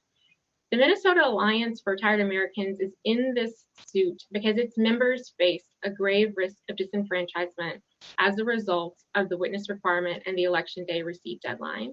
And quite frankly, they face the potential to contract and spread a deadly virus if these laws are not enjoined, and they are forced either to vote in person or they are forced to interact in one-on-one situations with witnesses in order to meet Minnesota's absentee requirements as they currently are set for November. Because, and it's worth noting in this instance that the the Alliance's members are primarily over 65. They're retirement age, and they are all at extremely high risk for contracting and having very fatal consequences from COVID-19. Because their members face these issues, the Alliance has had to divert and will have to divert a significant amount of resources in order to assist them in overcoming these burdens, to educate them about the requirements, and the members themselves are harmed, and so they are able to bring this suit on their behalf. This is not a question of competitiveness for the Alliance. It is not a question, certainly they want elections to be fair, but this is not a question of partisan gain for them. This is a matter of ensuring that the fundamental rights of their members are able to be met, and that they're able to access the ballot in November, and that they're able to do so safely. And that is not the interest that the Republicans have expressed in their papers, nor is it the interest that the Republicans have expressed here in this hearing today. When I took one question, Ms. Pillay, your client doesn't endorse candidates or anything like that, correct? It certainly has certain issues that it is in favor of. Obviously, it represents retired Americans, so it has particular interests related to retirement benefits. And if there are candidates that support those, I would imagine that it would be in favor of those candidates. But it is. So there's a scenario where it could have a mirror interest. I wouldn't say that, Your Honor, not the interest that it's expressing here, right? Here, it is seeking to ensure that its voters, that its members are able to vote. I mean, that is why it is in this suit. It's not advancing a particular issue or perspective. In fact, it would be diverting resources from those interests in order to ensure that its members can vote. What Mr. Gore said earlier when he was speaking about the interest in response to your questioning, he said that the Republicans' interest here are to ensure a free and fair electoral environment, and to ensure that the environment remains competitive, or that there is a competitive environment. With respect to the free and fair electoral environment, I think it's fair to say that the Secretary has made it very clear that that is in line with the interest that he would represent for the voters of Minnesota. And I don't think anyone in this suit is asking that there not be a free and fair electoral environment. So that is adequately represented. But with respect to the competitive environment piece, even if that is an interest in this, even if that is an interest that can be supported, one of the factors of intervention as of right is that you need to show that an interest can be impeded. And the Republicans have not shown that an interest of a competitive electoral environment will be impeded by the relief that plaintiffs seek, which is an injunction of these laws, and specifically not just injunction, but we've entered into a consent decree, right? So limiting and changing these laws for the November election. Even if we are granted the relief we seek in this case, all that this does is ensure that more voters are able to vote in November. The more voters that are able to vote, the more competitive an electoral environment is. The more people who are able to cast their vote, raise their voice, and have their candidates elected. And some of those will be Republican voters, Your Honor. Some of those Republican voters are going to be at risk of contracting COVID-19. And so this is only going to allow more of those individuals to vote. So there's no indication, and Republicans haven't shown anything yet, that indicates that even if that is a fair interest of theirs, that it will be impeded by the relief that we have sought here, which is just another reason to warrant against granting intervention as of right, on top of the many procedural and timely issues that warrant against both intervention as of right and also permissive intervention in this case. And that's precisely why I was asking Mr. Gore the line of questions that I was. Is there a competitive, the language from Shays is protection of a competitive environment. What if granting the injunction, or rather entering the consent decree, what if that does impact how the Republican Party spends its resources?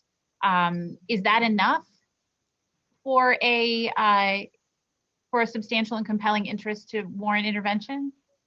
I don't think in these circumstances, one, I I don't believe the Republican Party has actually said that. And if it is changing how they spend their resources, it's because, I mean, it's essentially because there would have been fewer voters in the system, which means they have to spend less money because the vote is being suppressed, which is just not an interest that can be supported under any constitutional context.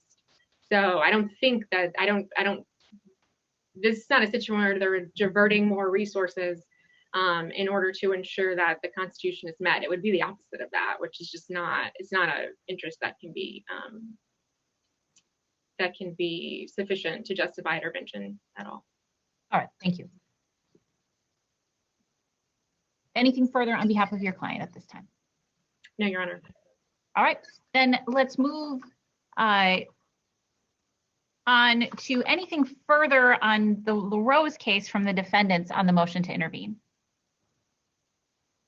I promise to actually be very brief, Your Honor. We would adopt the arguments that we made in the previous case, as well as the arguments from plaintiffs. I do think that the LaRose case is unique in that the intervention motion can be resolved entirely on timeliness grounds. And I would just direct the court's attention specifically to footnote 1 of our brief, which is on page 5, the Dalton v. Barrett case out of the Western District of Missouri.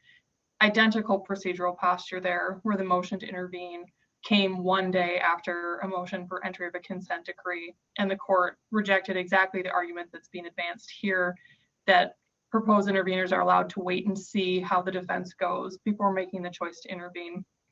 So the case is in that footnote as well as on page 16 of our brief, and I think that's sufficient to deny the motion as untimely. Thank you. All right, thank you. All right, then let's move on to the possible entry of the consent. I'm sorry, forgive me, Mr. Gore, your response. Actually, no, my apologies. Let's move on to the entry of the consent decree. I'll begin with Ms. Khanna. Thank you, Your Honor. Plaintiffs respectfully request that the court enter the partial consent decree addressing both of the issues, the witness signature requirement and the election day receipt deadline, or in the alternative that it grant plaintiffs motion for temporary injunction. As the court is well aware, on July 17th, the parties entered into a stipulated partial consent decree whereby the state agreed not to enforce the witness requirement in the upcoming November election and to replace the election day receipt deadline with a postmark deadline. Now, notably, these are precisely the same procedures to which the parties stipulated for the August primary and which are already underway for voters, all voters voting by mail in that primary. Now, as we've already discussed, and as counsel for the NAACP plaintiffs already made clear, the proposed interveners here studiously avoid the actual governing standard for determining fairness under Minnesota state law. And of course, there's a reason for that, and that is because under Minnesota law, there really is no dispute that the stipulated consent decree here is fair.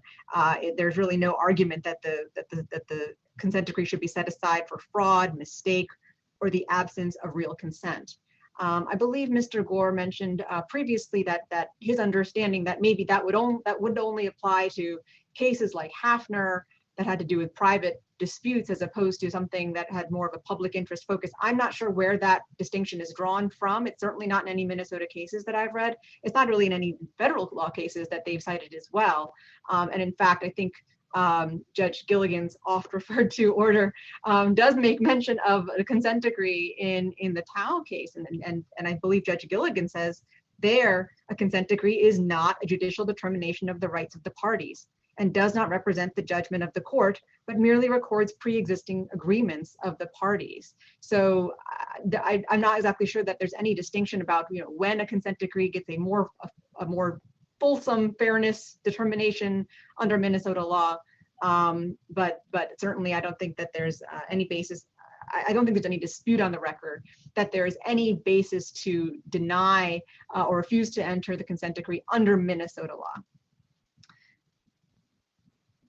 If the court were to adopt, or in the alternative, just even discuss the federal law standard that the proposed interveners propound, that of course does contemplate a more nuanced inquiry into the underlying merits of the case.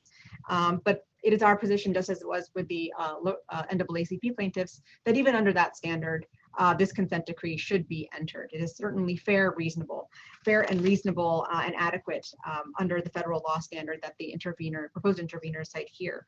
Proposed interveners rely primarily on the Flint case out of the Fourth Circuit to discuss what that federal standard should be. And just this summer, as the court has mentioned, the Legal Women Voters case in Virginia specifically applied the Flint standard to evaluate a proposed consent decree for that state regarding the witness signature requirement and to ultimately uphold that consent decree and to enter it.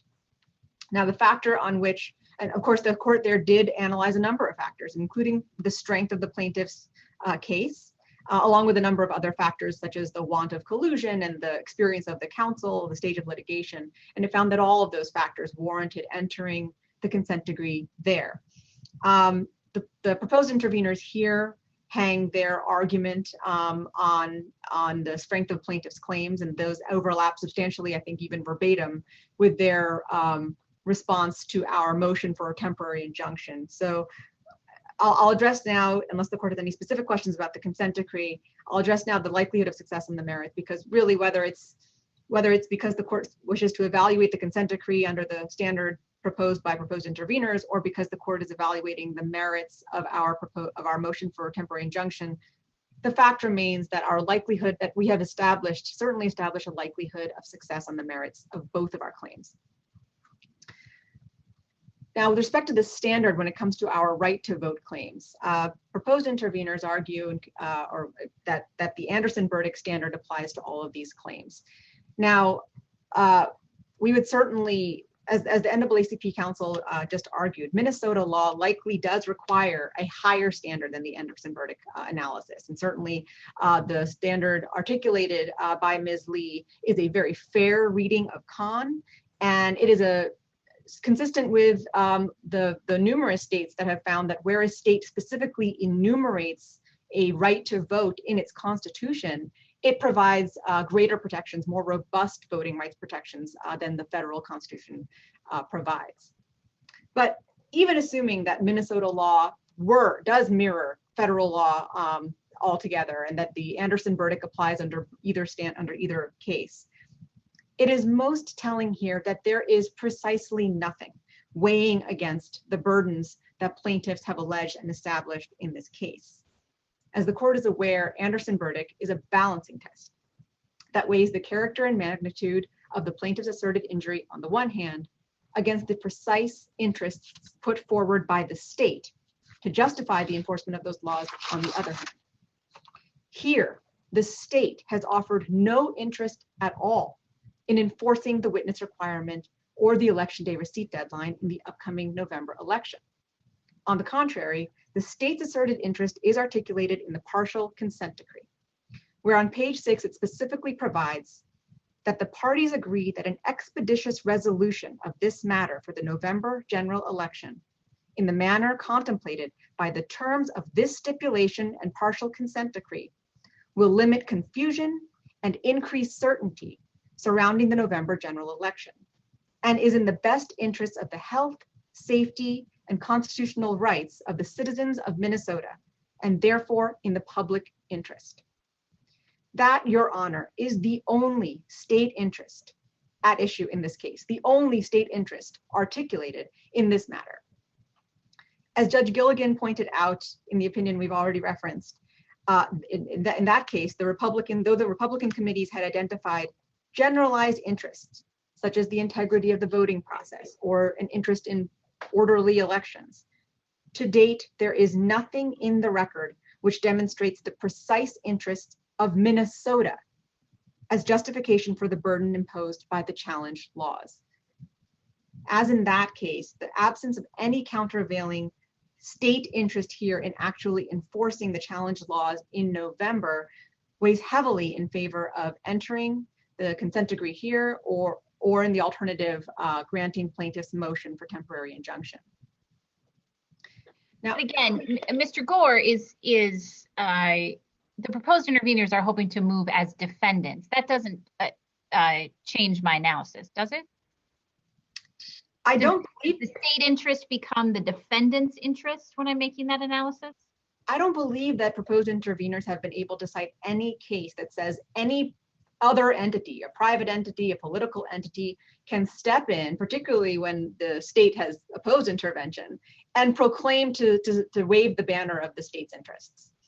The case law is very clear, including the cases that proposed interveners cite, that the court weighs the precise interests articulated by the state.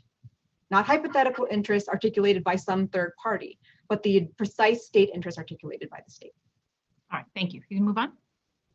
Now, on the other side of the equation, the character and magnitude of the plaintiff's asserted burden, here the evidence is abundant that both the witness signature requirement and the election day receipt deadline impose severe burdens on plaintiffs and thousands of other Minnesota voters. Now, in the interest of time, I will not repeat what's in our briefs or in our declarations. I know the court has reviewed those pleadings, and I just want to call out in particular the 3 expert reports that were submitted in support of plaintiffs' motion for temporary injunction, all of which have gone entirely unrebutted on this record. First, Dr. Ken Mayer's expert report discusses the significant increase in absentee voting in elections that have already taken place across the country.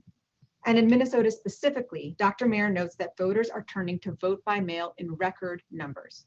Whereas in previous elections, approximately 10% of voters have voted by mail in Minnesota. As of the date of plaintiff's TI filing several weeks ago now, the state had received more than 23 times the number of absentee ballot requests as it had at the same time in previous elections. And Dr. Mayer explains that that number is only going to increase exponentially in time for the November election, where of course the body of voters will be much bigger. Not only does this undisputed evidence about the sheer volume of voters indicate that the magnitude of the burden will increase as Minnesotans increasingly turn to vote by mail, but the vast majority of these voters will be voting for the first time by mail, and doing so in the midst of a worldwide pandemic. Thus, the hurdles that we have articulated in our declarations and in our briefs, and that are imposed by these challenge laws, will be all the more difficult to navigate and all the more severe for plaintiffs that are figuring this out for the first time. Dr. Mayer extrapolates from past levels of ballot rejections to predict that at least 35,000 and as much as 50,000 lawful voters will be disenfranchised this November alone under the witness requirement and the election day receipt deadline. And as one court put it, if disenfranchising thousands of eligible voters does not amount to a severe burden on the right to vote, then it is not clear what does.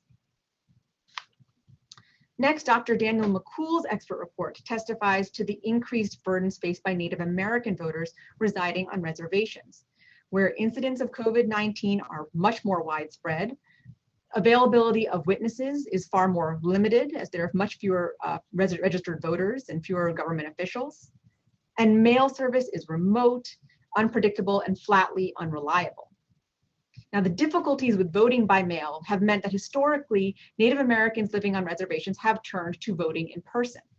But in the wake of the current pandemic, for many Native American voters, that's just not a safe or viable option. So voting by mail will be really their only option to cast a ballot. But at the same time, the witness requirement and the election day receipt deadline will make it difficult for many and impossible for some to access the franchise at all. And finally, Dr. Troisi, an epidemiologist and public health expert, testified about the likelihood that the COVID-19 pandemic continues to bear down on Minnesota and the rest of the country come November.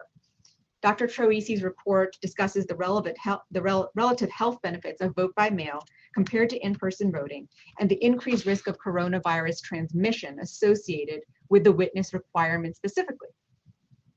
Now, counsel for the proposed interveners has mentioned that, well, there are certain precautions that could be made by the voter when it comes to the witness signature requirement by in-person election officials. But respectfully, I believe that plaintiffs will choose to follow their medical providers' recommendations, the recommendations of scientists and public health experts, and their own gut when it comes to where they feel comfortable casting a ballot, how they feel comfortable interacting socially when they are currently self-isolating, socially isolating. given their own health conditions, rather than proposed interveners, assurances that it's probably going to be fine. Now, counsel for the NAACP argued very thoroughly about the witness requirement. So I won't repeat those arguments here, and I will adopt the arguments in favor of entering the stipulated consent decree on the witness requirement or granting the TI motion on that. And I'll focus my remaining comments on specifically on the election day receipt deadline.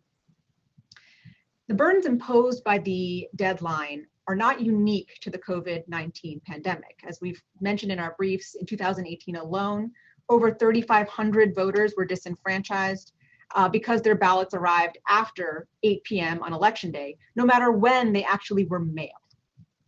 But those burdens are greatly exacerbated by the COVID-19 pandemic. And this is for at least two reasons. One, that we've already discussed, is the sheer volume of vote by mail voters will increase exponentially in the November general election. There simply is no dispute about this on the record. Whether that should be the case or could be the case, it will be the case. It is already the case with respect to the primary. The threat of infection from the pandemic means that for some voters, they will have no choice but to vote by mail, and for others, they will opt to vote by mail as the safest option for them and their families. So that 3,500 number of disenfranchised voters in the 2018 election will skyrocket in 2020, absent relief from this court. Second, increased pressure on the US Postal Service, combined with budget cuts of that agency, will make for slower and less predictable mail delivery. Statements issued by the United States Postal Service itself provide that it cannot guarantee a specific delivery date, that states like Minnesota, where absentee ballots can be mailed out fewer than 7 days before Election Day, are at a high risk of ballots not returning in time to be counted. And the Postmaster General himself stated that at a time when America needs the Postal Service more than ever, the reason we are so needed is having a devastating effect on our business. As a result, now more than ever, voters are left to guess as to when they must actually mail their ballots in time to be counted. And the chances that they will guess wrong are higher than ever before. A postmarked deadline gives voters a very clear answer as to the actual deadline by which they have to act, by which they have to cast a ballot to make sure that it will count or determine whether it will be too late. There is no guesswork involved. And the court need look no further than its neighbor to the east, of course, in Wisconsin. Now, Wisconsin did have an election day receipt deadline identical to Minnesota's. A federal court extended that deadline for the primary, specifically in light of the COVID pandemic. And the US Supreme Court agreed that it was appropriate to require the state to accept and count ballots mailed on or before Election Day using a postmark deadline, as that extension was designed to ensure that the voters of Wisconsin can cast their ballots and have their vote count. As a result of that ruling, nearly 80,000 ballots that would have been rejected under Wisconsin's Election Day receipt deadline were counted, and that was in a primary election, 80,000 ballots. There's absolutely no argument or evidence on the record for this court to find that Minnesota voters will not be similarly disenfranchised in similar numbers by the imposition of this state's Election Day receipt deadline. Nor is there any evidence that the state would be unable to count ballots in time or otherwise administer an orderly election, absent an Election Day receipt deadline. On the contrary, the state's chief elections officer has agreed that not only is a postmark deadline a viable option for this upcoming November election, it is the state's preferred option for the upcoming November election. And Ms. Khanna, my only question on that point is sort of a practical one. Is there information in the record that I should be looking at that tells me that 2 days is enough? Well, Your Honor, I believe the 2 days is in context of the primary, and the primary canvass date, I think, was 3 days after the Election Day. In the general election context, the canvass date is 10 days out from Election Day. And while our preliminary injunction specifically requested that the deadline for receiving ballots be, for ballots that are postmarked on or before Election Day, be actually received by, I think that we'd requested the day before the 10-day canvass count. The agreement that we have in the stipulated consent decree is for seven days. My apologies. 5 business days. So is 5 days, I mean, if I'm following your logic, is 5 days enough? Is 7 days enough? What's the plaintiff's position on that? Enough to count more ballots? Yes. Absolutely. So postmarked ballots are counted. So certainly, is there a possibility that some ballots that are postmarked on or before election day come after that 5 business days / 7 full days deadline? Perhaps, and absolutely. I mean, given the vagaries of the postal service, that's certainly true. But the point is that allowing that extra week gives a significant buffer, and I believe that the time period that the Supreme Court approved in Wisconsin was for 6 additional days. Okay. In those 6 additional days, 80,000 more voters were able to cast valid ballots that otherwise would have been disenfranchised. So I certainly remind me, who was writing for the court on that case, the U.S. Supreme Court case? I don't have that off the top of my head. I think it was Justice Gorsuch, but I'm not sure. Maybe one of my colleagues can correct me on that. It's not important. We can move on. Thank you, Ms. Conn. Your Honor, I think ultimately I would submit that our evidence in support of our motion for temporary injunction is unrebutted and provides an unassailable grounds for this court to enter the partial consent decree, or in the alternative, grant our motion for temporary injunction. I do, Your Honor, as just one last point, want to touch briefly on proposed interveners' repeated reference to the integrity of the election and the integrity of the ballot. To me, and I believe the counsel for the NAACP mentioned this as well, the integrity of the election warrants in favor of plaintiff's claim here. Elections integrity would be grossly undermined if the state were to rely on the Postal Service in affirmatively encouraging voters to use vote by mail in the wake of this pandemic, but then fail to ensure that voters' ballots are fairly considered and counted when postal deliveries might cause delays. Elections integrity would be undermined if the very people most vulnerable to the effects of coronavirus and whose health is most threatened by the current pandemic are the ones whose right to vote is most threatened by these challenged laws. Elections integrity would be undermined where the state can provide no guidance whatsoever on when voters must mail their ballots in order to be counted on time, and then disenfranchise those voters who, through no fault of their own, guess wrong. As Judge Gilligan noted this week, the public interest favors permitting as many qualified voters to vote as possible. And proposed interveners have really articulated nothing that suggests that the public interest would warrant otherwise. In short, Your Honor, elections integrity and the public interest here warrants approval of the party stipulated consent decree and the plaintiff's motion for temporary injunction. Unless the court has any other questions, I'll reserve the rest of my time. All right, thank you. That's helpful, thank you. So then let's move to the Secretary. Who's arguing on behalf of the Secretary of State? Jason Marisam, Your Honor, on the consent decree. Thank you, Your Honor. You're welcome. So again, I'll focus just on the postmark rule here, having talked about the witness. So Minnesota has this election day receipt rule. Normally ballots need to be in on election day, and the consent decree changes that to a postmark rule with 7 days.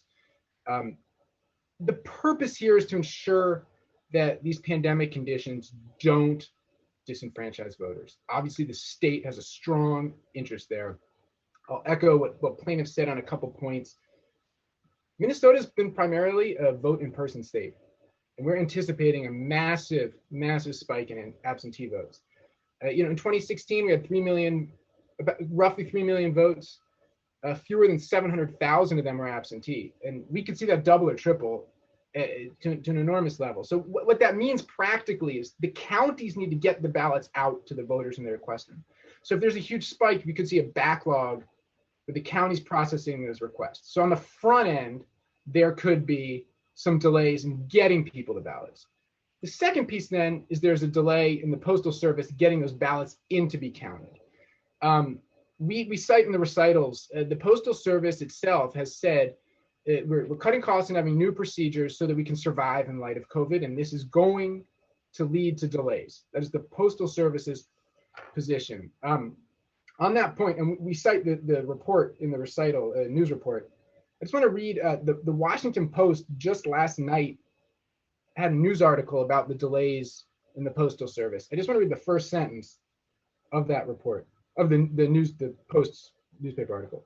The U.S. Postal Service is experiencing days-long backlogs of mail across the country after a top Trump donor running the agency put in place new procedures described as cost-cutting efforts, alarming postal workers who warn that the policies could undermine their ability to deliver ballots on time for the November election. The article goes on to say that there's some people speculating that this is a conscious part of the Trump administration's re-election plan to suppress votes by cutting funds to the Postal Service. Former President Obama alluded to that yesterday in remarks eulogizing the great John Lewis at his funeral, saying John Lewis fought for voting rights, and now we're seeing attempts to roll those back, including by defunding the Postal Service. Now, we're not asking you to make a finding about why the Postal Service is having a backlog. The Postal Service's official position is that there's delays because of new procedures so they can survive in times of COVID.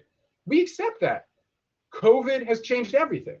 It's going to lead to delays getting absentee ballots out. It's going to lead to delays coming them back. And so we think the reasonable response is to have more time for the ballots to come in.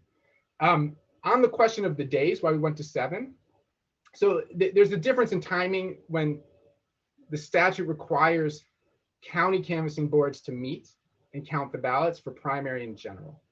So for the general election, the ballots come into a county ballot board. They then need to go to a county canvassing board. And by statute, the county canvassing board needs to meet within 10 days after the election. So plaintiffs didn't challenge that statute or that timing. So we have to come up with a date that is reasonable, gives enough time for votes to come in, but doesn't delay the count. Because the county canvassing board has their count, then it goes to the state, and there's the state canvassing board. So the 7-day mark allows the votes to come in without any delay in the county certification of the canvassing board. So that's where that number came from. We think it's a reasonable number that builds in time for votes to come in without pushing back the county canvassing process beyond the 10-day limit. And Mr. Marisam, on that point, as I'm sure you could glean from my question for Ms. Khanna, do you believe that sounds like chaos? I'll be quite candid. For example, obviously Minnesota had a recount between former Senator Franken and former Senator Coleman. So in that scenario, there wouldn't have been an initial determination of who the winner was for 5 to 7 days, correct? Well, so there wouldn't be an initial final determination. On election night, everyone who's voted in person, those results can be reported. Any absentee ballots that have come in and been counted can be reported. Also reported, okay. Yes, and so what you're getting at is a very valid concern that, believe me, we talked about with the Secretary of State's office. Is a huge concern because we don't want a black box where there are no results coming out of Minnesota for 7 days. And right. That is not going to happen. The reports, as I said, in-person votes will be reported, and the ballot boards can report any boxes of absentee ballots that they've counted. This just allows time for the votes coming in afterward to be added for a final vote. Now, it is possible in a close election that we can't make that final call till later, but there will be results from Minnesota on election night. Understood. Thank you. You can continue. So lastly, from the Secretary's perspective of thinking about what is the reasonable and right thing to do, I would point, as plaintiffs did, to the Supreme Court case of Republican National Committee v. Democrat National Committee out of Wisconsin. And in that case, the Supreme Court changed the injunctive relief and on their own said, we're going to a postmark rule plus 6 days. Now, interveners say, okay, but the court was careful to say this is a one-off case and not precedent. And that's fine, but you can't get around the fact that we're looking at what is a reasonable response. And the rationale for what the Supreme Court did was the spike in absentee ballot requests, creating a backlog and delays. On the question of the split in that opinion, the majority, the one that adopted the postmark rule plus 6 days, was the 5 justices that are typically considered the more conservative justices. The 4 liberal justices in dissent would have left in place an injunction that counted ballots that were postmarked after Election Day. They would have gone further and counted even more ballots. That's not what we're asking for. That's not where we are. We are in relief that all 9 justices of the Supreme Court signed off on. So with that, we think we got legal precedent. We're doing what is right, just, and in the public interest here to truly account for these pandemic conditions, to support the state interest that these pandemic conditions do not disenfranchise voters. And I just want to be clear that the relief here is limited to the 2020 election, and we have not conceded anything facially for other challenges to other elections. All right, thank you. Mr. Gore, your response. Thank you, Your Honor. Let me make a few points in addition to incorporating arguments made previously with respect to the NAACP consent decree, which covers the witness requirement in this case. Once again, the proposed consent decree here is not targeted or limited to the harms that have been alleged or even the declarations that have been submitted into evidence. Proposed consent decree would eliminate the witness requirement and the election day receipt deadline for all Minnesota voters, including those who can comply with it, including those who are unaffected by the pandemic, and including those who face no burden in complying with those particular requirements. So it's extraordinarily broad relief on a statewide level, and our concern is that it will dilute the votes of our voters and the candidates they support. That's the competitive harm, is that votes that are invalid under state law would nonetheless be counted and affect the tally and potentially the outcome. And what about Mr. Marisam's argument that I believe it was in the previous case that that argument is a far too narrow look at a global pandemic, that everyone is impacted by COVID-19, and that quite frankly that Judge Tostrud was looking at it from too narrow a lens? Well, first of all, there's no evidence to that in the record. There's only argument. And so we don't have any evidence about burdens with respect to voters in Minnesota other than what's been put in the record. And let me just walk through the record for a moment, since Ms. Khanna did that, and explain why the record evidence doesn't support that kind of sweeping relief. Let's start with Dr. Mayer's report. Again, Dr. Mayer looks at the rate at which ballots are not counted under the witness requirement and the election day receipt deadline. Ms. Khanna said earlier, and it's true, that he's taking the historic rates pre-pandemic and extrapolating those forward. So he's not saying anything about whether the pandemic itself would increase that rate. All he said is you have a historic rate and I'm carrying that forward. So his analysis is unconnected to any kind of burdens that are imposed by the pandemic itself. His report would have been exactly the same in the absence of the pandemic as it is during the pandemic, because all he's looking at is the approximately 1% of voters whose votes are not counted under each of those rules.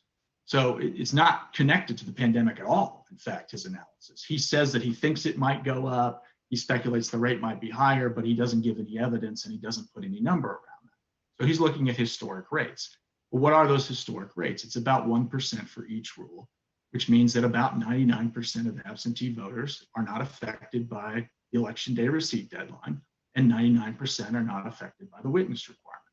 But the proposed consent decree would eliminate those completely across the board and potentially dilute the votes of voters who do comply and vote validly under state law. How would they dilute the votes of voters who do? How does that dilution happen? If ballots that are currently invalid under state law are counted, the danger is that this is the competitive harm point I made before. If ballots are invalid under state law, they shouldn't be counted. And here, what they're asking the court to do is order ballots that are invalid under state law to be counted. And they just simply haven't carried their burden to do that. Let me make a couple of other points about Dr. Mayer's report. 99% of voters, as I said, are not affected by each of these rules. That's exactly this factual scenario in Crawford before the Supreme Court.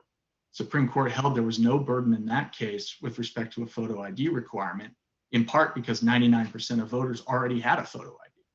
And so the Supreme Court said that the burden on that remaining 1% wasn't sufficient to prove the claim in that case, but it also said it wasn't sufficient for the relief the plaintiffs were seeking in that case, which was an injunction to eliminate the photo ID requirement for all voters. And so we have that same fatal mismatch here. We have a request for global relief, facial relief as to these statutes, but evidence only as to what appears to be on Dr. Meyer's report about 1% of voters. Now, there's another point on the election day receipt deadline, which is also very important. Dr. Meyer's report looks at the historic rate of 1% of ballots that are not counted as a result of that deadline. But there's no evidence in the record as to how many of those votes would have been postmarked by election day. He doesn't say that. We don't know it. It's not in the record. So some of those votes might have been mailed even after election day, and they wouldn't have been counted under the old rule. And they also wouldn't be counted under this proposed consent decree because they wouldn't be postmarked until after election day. We simply don't know how many of those votes are being captured within this 1%. All we know is that there's a 1% of votes historically that have not been counted due to the election day receipt deadline, but we don't know when those votes were submitted. We don't know when they were mailed. We don't know when they were put in the postal system at all. Let me talk for a moment about Dr. Triasi's report. Dr. Triasi, again, doesn't talk about the safeguards that Minnesota is putting in place for the November general election with respect to in-person voting. Dr. McCool also doesn't identify, there was a suggestion about Native American voters. He doesn't identify any Native American voter who wouldn't be able to vote in the November general election. He talks a lot about socioeconomic conditions that they face, but none of those conditions are actually imposed by these rules, and the rules themselves are not unduly burdensome. As we've explained in our briefs, the individual declarants and witnesses also don't identify any voter who's unable to vote in the November general election because of either of these rules, and therefore they haven't shown that there's a burden with respect to those particular voters.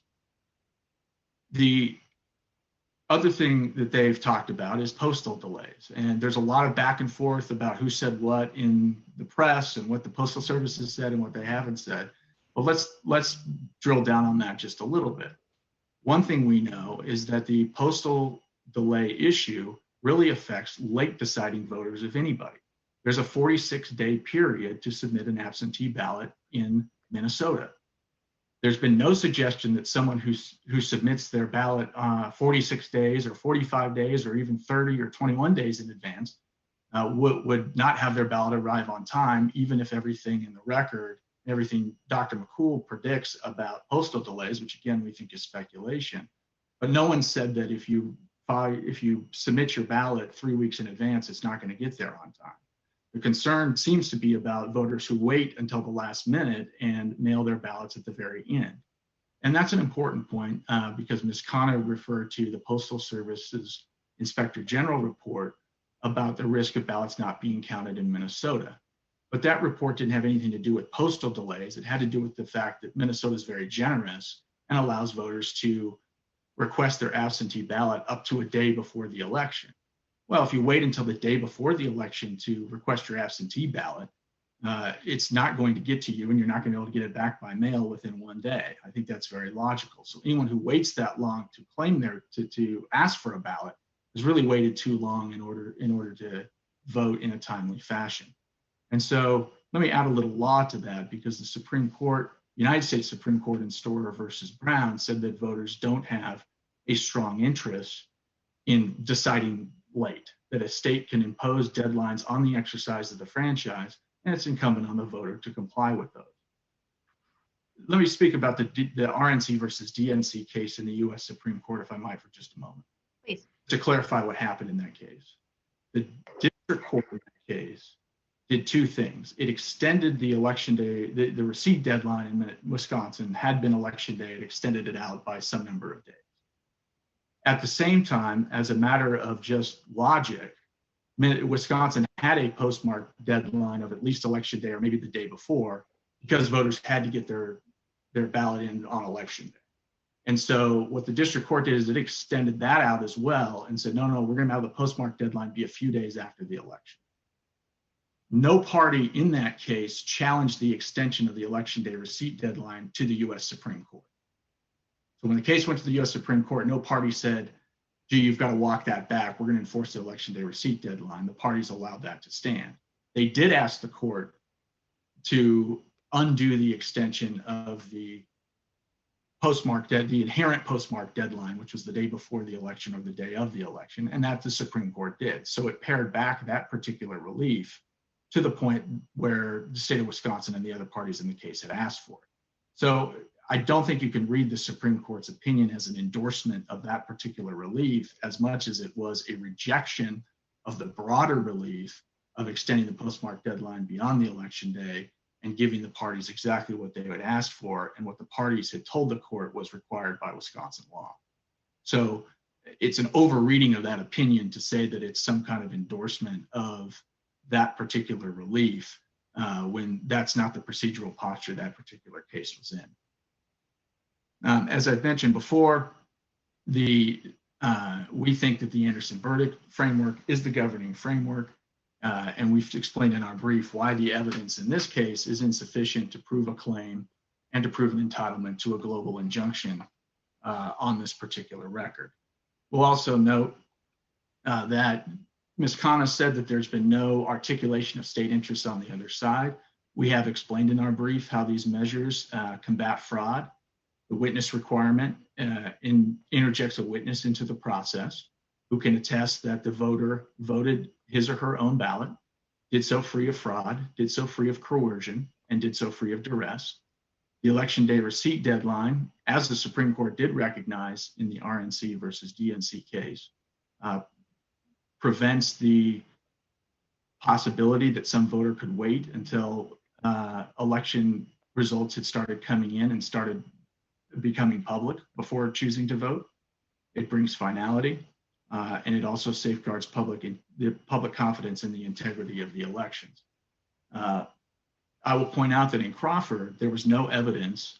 The Crawford court credited the state of Indiana's argument that the voter ID requirement prevented voter fraud, even though there was no evidence in the record of voter fraud in Indiana's history. And even though Indiana had other laws on the books that prohibited the kind of voter fraud that the voter ID requirement was aimed at. So this notion that's somewhere in the briefs that there has to be some massive amount of evidence of voter fraud before a state can act to prevent it is simply incorrect. The Supreme Court rejected that argument in Crawford, and it also makes sense. The state doesn't have to wait until there's voter fraud to do something about voter fraud, number one. And number two, voter fraud is notoriously difficult to detect, so a state can adopt a range of measures to prevent voter fraud. And by doing so, it, of course, safeguards public confidence in the election. And finally, I want to touch on one last point that was raised in an argument earlier by Ms. Calais. She said that this case needed to be resolved very quickly, and we agree with that. We, in fact, say that it's too late now for the court to enter this kind of relief under the Purcell principle. Purcell versus Gonzalez 549 U.S. 1 from the United States Supreme Court is part of a line of cases where the Supreme Court has said that courts should not change election laws this close to an election. We're only 7 weeks out from the beginning of the absentee voting period and the early voting period in Minnesota. To eliminate those requirements now runs a risk of voter confusion. It runs a risk of an erosion of public confidence in the election. And I think, as Your Honor asked earlier, our answer would be yes, there's an enormous risk of chaos with respect to post-election activities in Minnesota. The legislature chose the deadlines that it chose in conjunction with other deadlines and other mechanisms for canvassing and counting votes and certifying the final results of an election. And to change one of those deadlines in that machinery could end up being very disruptive and very chaotic for Minnesotans and for Minnesota voters. We think it's simply too late under the Purcell principle for the court to enter any of the proposed consent decrees or injunction motions in this case, or in the other case as well. And we ask the court not to do so for all of these reasons and all the reasons that are in our briefs. And Mr. Gore, I actually meant to ask that in the last case as well. Is there case law under the Purcell principle that I should be looking at that specifically addresses a time window of roughly 6 or 7 weeks? Because I saw several cases that said, look, this is about eve of the election or the week before or something like that. Is there something that contemplates the time frame that we're dealing with, especially if the court is able to rule on this matter early next week? Yes, and thank you, Your Honor. I will say, I'll point Your Honor to a case from the U.S. Supreme Court, Husted versus Ohio State Conference of NAACP. That's at 573 U.S. 988. The lower court order in that case had changed the election laws 61 days before the election. and the U.S. Supreme Court stayed that particular order. Purcell itself, I think, involved about 33 days, and there are other cases that are in that time window as well. All right, thank you.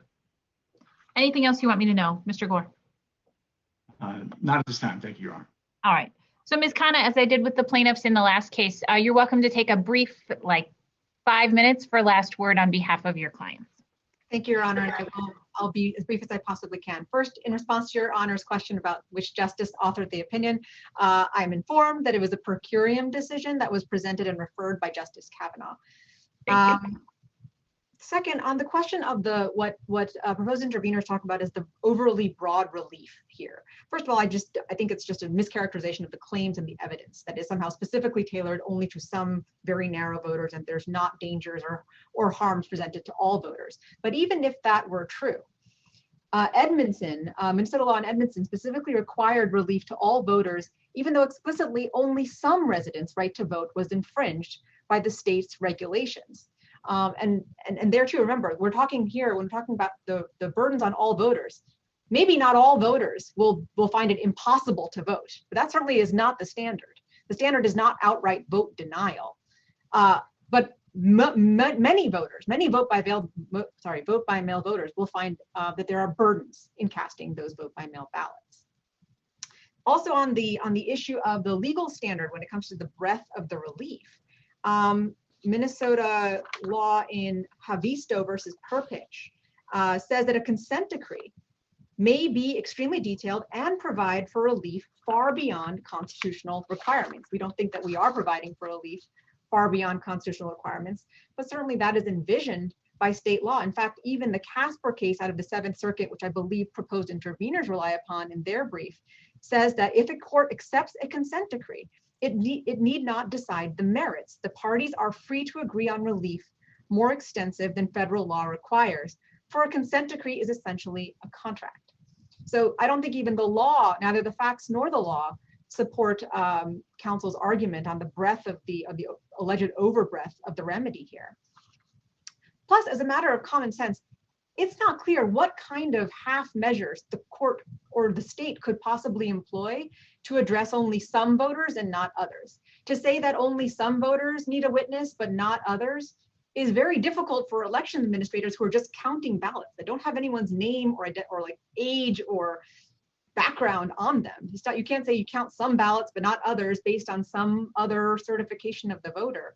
That seems unwieldy and frankly impossible. Same with the election day receipt deadline. To say that, like, well, some kinds of voters who have certain kinds of sicknesses, who have diagnosed by a medical doctor, can use a postmarked deadline, but other voters, that is so unwieldy and so contrary to any state interest, or any interest, I think, in actually running an election.